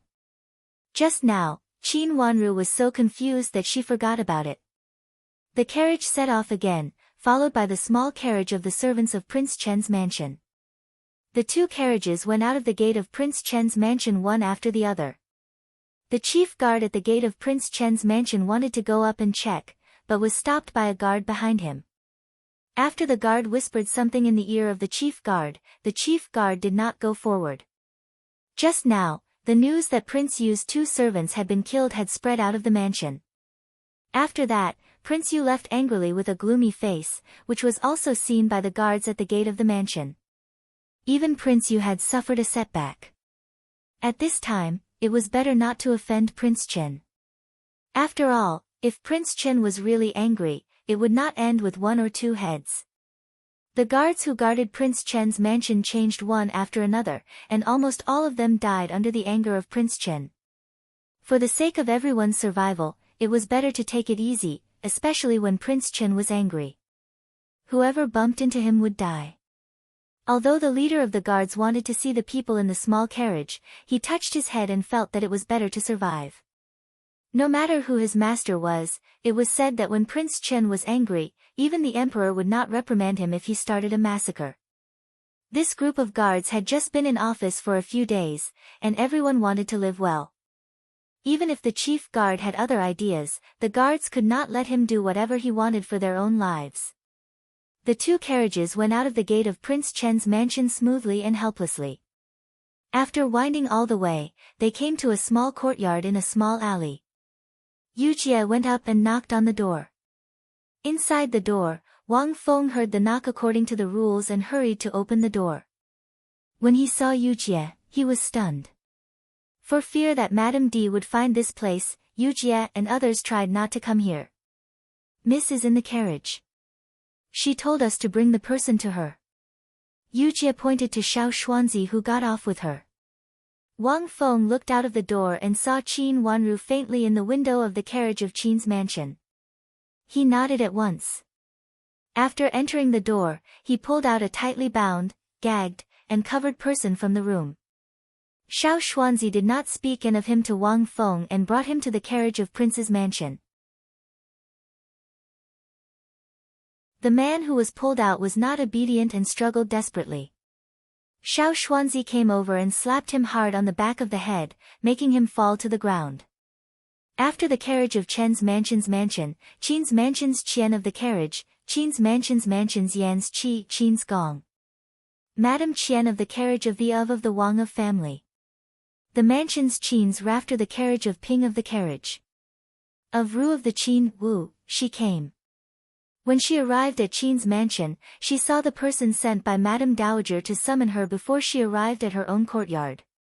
So, She changed her direction and went to Madame Dowager's Xining Pavilion. The atmosphere in Xining Pavilion was good. When Qin Wanru came in, Shui Rulan was talking and laughing with Madame Dowager. They looked happy and harmonious, which was totally different from the last time she came here. When Qin Wanru came in, she first bowed to them. Before she finished, Madame Dowager waved her hand to ask her to come over. Qin Wanru walked over and sat on the stool beside Madame Dowager. "Grandma, is there anything good?" Qin Wanru asked with a smile. "Yes." Madame Dowager laughed happily. "They said they don't want to go there." The so-called "there" was naturally Madame D's side. Madame Dowager increasingly disliked Madame D's way of doing things, so her words were less intimate. "Madame said they don't want to go there." Although Qin Wanru had guessed it, she still showed a cheerful smile on her face. "Yes, they just don't want to go there. Everyone said it was Countess Yong who said so. We just arrived in the capital and are not familiar with Marquis's mansion of Fengyang. Even if Countess Yong takes us there, it is not very good. Let us get familiar with the things in the capital first. It is better to go out after your father's affairs are settled. In this way, people will not look down on us." The smile on Madame Dowager's face faded a little, and the excuse in her words was very obvious. "Mother, it's better not to go there. We can talk about the future later." Shui Rulan was also full of smiles. She felt that she had survived a disaster, and the smile on her face was much more relaxed. In the future, it is not good to wait too long. Besides, if no one invites us, we have to follow Madame D when we go out for the first time. Thinking about the situation, Madame Dowager still felt that it was not very optimistic. It was the first time for them to attend such a banquet of aristocratic families. If there was no invitation from others, they could only rely on others. Madame D could go out with the limelight of Duke Yong's mansion, but as long as Madame Dowager thought that it was not a good thing to go there with Madame D's help. With Madame D's malice towards Qin Wanru and Shui Rulan, no matter which time they went out with them, they would not have a good result. But if they did not rely on Madame D, they could not smoothly enter the circle of aristocratic families. Now it had created a strange circle. "Grandma, I may actually have an invitation." Seeing that Madame Dowager and Shui Rulan were in a bad mood again, Qin Wanru smiled slightly and said with confidence. "You?" Madame Dowager looked surprised. "Mother, do you still remember that day on Winxin Road in Huaguang Temple, we met an old madam?" Qin Wanru turned to Shui Rulan. Shui Rulan thought for a while and nodded. "I went up first. At that time, I slightly twisted my ankle, and this old madam helped me. Then I sat up and waited for you, and she followed me. Then her servants said that she was Rui, a great elder princess, and said that there would be a banquet soon, and she would send us an invitation." Qin Wanru said with a smile. Her words made Madame Dowager excited, and her voice became a little hoarse. "Really, really? Of course, Rui, a great elder princess, also said that I like her very much." Qin Wanru raised her bright little face, with a little childish pride. "Good, good, that's good, that's good. No matter what Duke Yong's mansion is planning, at least in Rui, a great elder princess's mansion, they dare not be too presumptuous. Moreover, we did not enter with their help. Even if they want to humiliate you, they will not go too far. Moreover, there is great elder princess, which is great." Madame Dowager nodded with a smile, and Shui Rulan could not help but breathe a sigh of relief, looking at Qin Wanru with increasingly gentle eyes. She was not stupid. Of course, she knew that the first person Madame D wanted to deal with now was herself. If she went out with Madame D, Qin Wanru might not necessarily have an accident, but she would definitely have an accident. The final result was really unpredictable. Now, with the confidence of Rui, a great elder princess, it was difficult for Madame D to make trouble. After a deep sigh of relief, Shui Rulan became more and more grateful to Qin Wanru. "It would be great if we had a child." Madame Dowager suddenly sighed deeply and changed the topic at once. She looked at Shui Rulin eagerly, which made Shui Rulin blush and lower her head shyly. A smile appeared on Qin Wanru's lips. She knew that her grandmother was anxious, but this was also for the sake of Shui Rulin's situation. After all, Shui Rulin had no background and no one outside was reliable. However, if Shui Rulin had a child, even if her father cared about Duke Yong's mansion behind Madame D, he would not let her suffer so much and even make concessions to Madame D again and again. Inexplicably, she was a little more dissatisfied with Qin Huayong. In the case that he knew that Madame D had bad intentions, he still asked Shui Rulin to go. The meaning of this was really uncomfortable. However, in the last life, Shui Rulin was not a child now, so it was a little early to mention it at this time. She reached out to take the teacup with a smile, but stopped when her hand touched the teacup. Suddenly, something flashed in her mind, and her face changed dramatically. She pushed the teacup heavily, and the teacup was pushed to the ground and fell heavily. It was broken. Zhuozhuo, what's wrong? Hearing the sound behind her, old grandma hurriedly turned her head and asked people to clean up, while asking with concern, "Did you hurt your hand?" "Grandma, my hand suddenly trembled, and it seemed to be very sore." "My hand was not hurt, but I smashed your favorite set of blue and white porcelain," Qin Wanru said with a bitter frown, and then moved her wrist and shook it to old grandma with a smile. "Grandma, I am fine now." Her childish look made old grandma laugh, and she said helplessly, "This child, really. As long as Zhuozhuo is fine, we can buy more blue and white porcelain.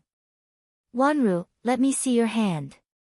Shui Rulin didn't care about shyness, and came over to hold Qin Wanru's hand to have a look. She was relieved when she found that there was no wound. Returning to the chair, the three talked for a while. Seeing that old grandma looked a little tired, Shui Rulin and Qin Wanru knew that old grandma should have a rest, so they both left. When they came out of old grandma's courtyard, Shui Rulin gently invited, "Wanru, can you accompany me for a walk?" Just now in old grandma's courtyard, she was not convenient to say something to Qin Wanru.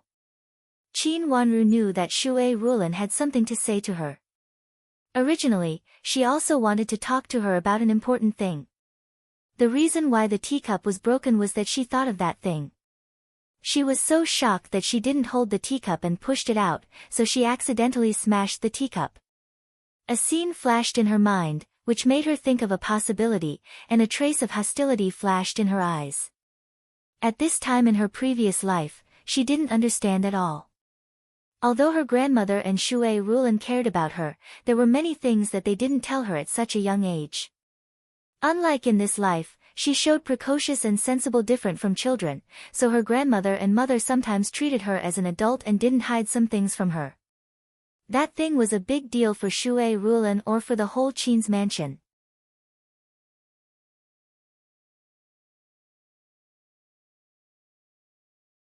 Chapter 131. Qin Wanru nodded and followed Shui Rulin with a smile. They strolled on the path in the courtyard with two servant girls following them closely. "Wanru, thank you." Shui Rulin walked 2 steps and said softly. "Mother, you don't have to be so polite. I'm still young and I need to rely on you for a lot of things. I don't want anything to happen to you, and I will definitely protect you." Qin Wanru's long eyelashes fluttered twice, which cast a shadow on her white face. Her small pink lips were slightly raised, and she was so beautiful that it made people feel sorry for her. Such a beautiful and delicate girl, why didn't Madame D let her go? Thinking of this child's life experience, Shui Rulin couldn't help but sigh in a low voice. She wanted to say something, but she didn't know much. If she made wild guesses, she didn't know whether she would mislead this child. After all, she was just a little child. She moved her mouth and decided not to say anything for the time being. He would treat her as his own daughter and dote on her. "If you have any difficulties in the future, just tell me. We used to get along very well, and now we can get along better," Shui Rulin said softly. I will definitely tell you if there is anything, Qin Wanru said with a smile. After thinking for a while, she felt that the atmosphere was just right, so she said with a bit of charming innocence, "Mother, if I have a little brother, it would be great. Today I saw a child on the road. He was very cute and very interesting." Her words made Shui Rulan silent for a while, and her face slightly blushed, but her eyes became more and more gentle. "You are just a child. How can you say such things? Mother, why can't I say it? Really, that child is very cute. He seems to be the son of an aristocratic family in the capital city, and he is followed by a few servants to protect him. Such a small child looks strong, and his voice is also nice." Qin Wanru continued to smile, and her eyebrows and eyes were curved. It could be seen that she really thought so. Then she reached out and pulled Shui Rulan's sleeves. "Mother, if I have a little brother, will father not be partial to me, and will think more about my little brother?" She said this with a little grievance, which was very in line with Qin Wanru's temperament as a little girl. This child. Shui Rulan gently touched Qin Wanru's bun, and her face became redder. "Nonsense again, and people will laugh at you. Do you know how to laugh? Why? The other day, I heard someone say that there was going to be another child in this manner. Isn't it, Mother? Did Mother hide it from me on purpose?" Qin Wanru reached out and shook Shui Rulan's sleeves again with a childish blankness and coquettishness on her face, but Shui Rulan's face changed. "When did this happen? No. Did I hear it wrong?" That day. Nanny Yu said she passed by the rockery and heard the two maids say something about having a child. "I don't know. Nanny Yu didn't hear it clearly and didn't say it clearly when she came back.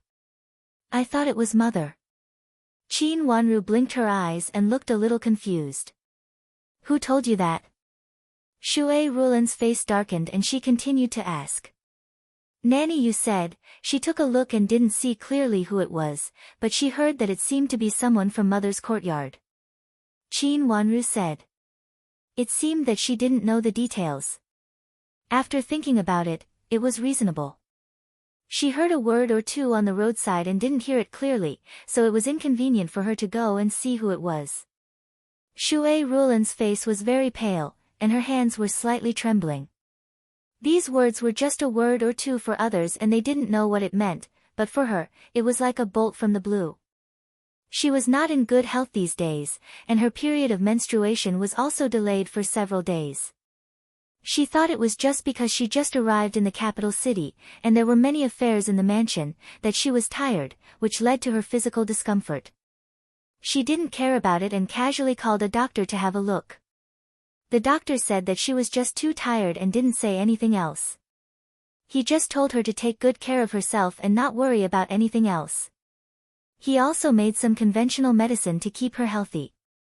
She had taken the medicine from the doctor yesterday, but she faintly felt more and more uncomfortable. Just now, Madame Dowager called her in a hurry, so she directly went to talk with Madame Dowager for a while without taking the medicine. She originally planned to go back and take the medicine, and then sleep for a while. Qin Wanru's words suddenly ignited the starlight in her heart. She thought of another possibility, and her whole body slightly trembled for a moment. She reached out to hold Qin Wanru's hand. At this time, she didn't care that Qin Wanru was just a child. "Wanru, feel my pulse." "Okay." Qin Wanru originally wanted to find such an opportunity to feel Shui Rulan's pulse. She just remembered one thing. In the last life, Shui Rulan gave birth prematurely because of Madame D, and then she died with 2 babies. But before she died, she once told Qin Wanru something. She said that she had a miscarriage, so her body was damaged for many years, and then she was pregnant again. Moreover, that thing was also inextricably linked with Madame D. But in the end, she didn't get the real evidence of Madame D, so the matter was left unsettled. Qin Wanru didn't know the specific time, but Shui Rulan said it was during the time when she first arrived in the capital city. She originally guessed whether it was now, but she thought that she must remind Shui Rulan, so she found an excuse to say those words. But now seeing Shui Rulan's face change greatly, she was basically sure that it was. Looking around, she took Shui Rulan into a nearby pavilion. She didn't sit on the stone bench, but took her to sit on the fence on the side. The fence was made of wood, so it was not so cold as the stone bench. She put her hand on Shui Rulan's pulse, closed her eyes slightly, and quietly felt her pulse for her. At this time, Shui Rulan looked at Qin Wanru nervously, and even her servant Qianghua beside her was also nervous. She did not dare to move her hands, for fear of disturbing Qin Wanru. After a long while, Qin Wanru put down her hand. Shui Rulan was about to ask, but was waved by Qin Wanru. She changed her hand and closed her eyes again. This time, she put down her hand with a slightly serious face, and her long eyelashes fluttered in her eyes. How? How? Shui Rulan looked at Qin Wanru with a pale face, for fear that Qin Wanru would say something bad. Mother, don't worry. It's not a big deal. She is pregnant indeed. Qin Wanru said affirmatively. Just now, she felt the pulse of one hand and was not sure. But now, after feeling the pulse of two hands, she was still very sure. Really? Madam, it's really great. Qianghua jumped up happily and was very excited. Shui Rulan did not say a word, but the hidden tears in the corners of her eyes also showed that she was so excited that she could not even say a word. A child. Qin's mansion really needed a child, whether for Shui Rulan or Qin Huayong. Even Qin Wanru also thought that Shui Rulan could really stand in Qin's mansion with a child. Otherwise, things like this time would happen from time to time. Qin Wanru even had a faint idea that Qin Huayong was so reliable. Since Shui Rulan had come to this point, if she could not rely on Qin Huayong, she could only rely on her child. I took medicine from the doctor yesterday, and he said that I was too tired recently. Will I be okay? Suddenly thinking of this, Shui Rulan's voice trembled. She held Qin Wanru's hand backhandedly, and even her hand became cold. If she really hurt her child because of taking medicine indiscriminately, Shui Rulan really felt that she would be a sinner forever.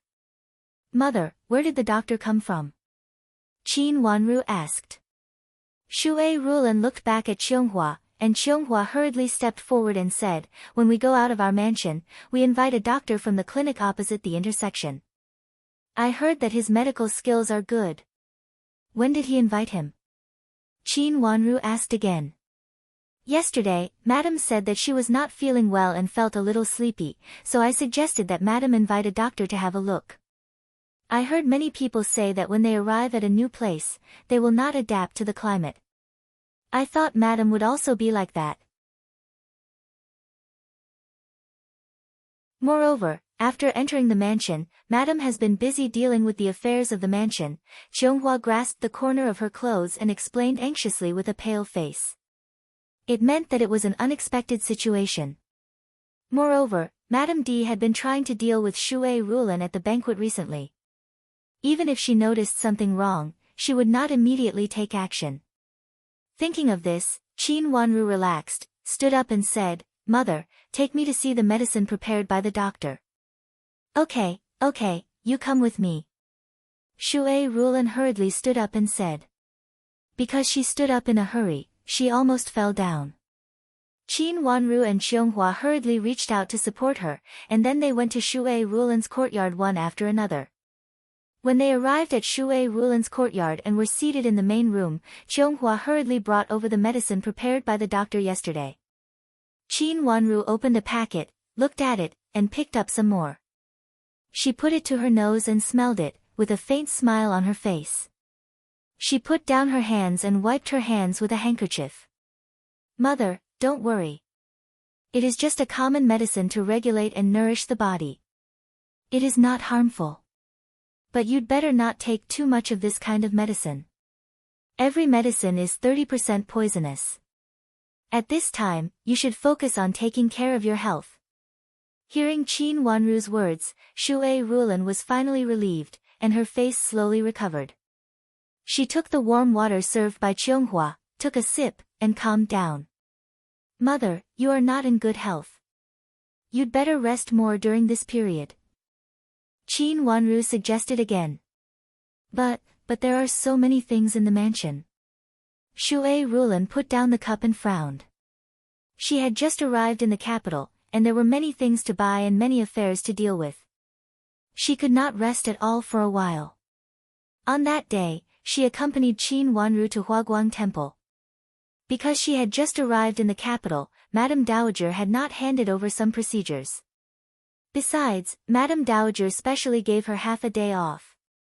If she really got rid of the affairs of the backyard, could it be possible to let Madame D take care of it? If Madame D took care of the affairs of the backyard and put people everywhere like in Jiangzhou, it would be difficult for Shui Rulan to take over in the future even if she wanted to. Moreover, the more people Madame D had, the more dangerous the baby in Shui Rulan's belly would be. You're tuning in to the Blissful Bookshelf YouTube channel. We're so grateful for your support, and don't forget to subscribe to join us on this incredible journey through captivating stories. Your generosity through donations truly makes a world of difference, as it's the primary source of revenue that allows me to expand and enhance this channel for you. Thank you from the bottom of my heart for being a part of this adventure.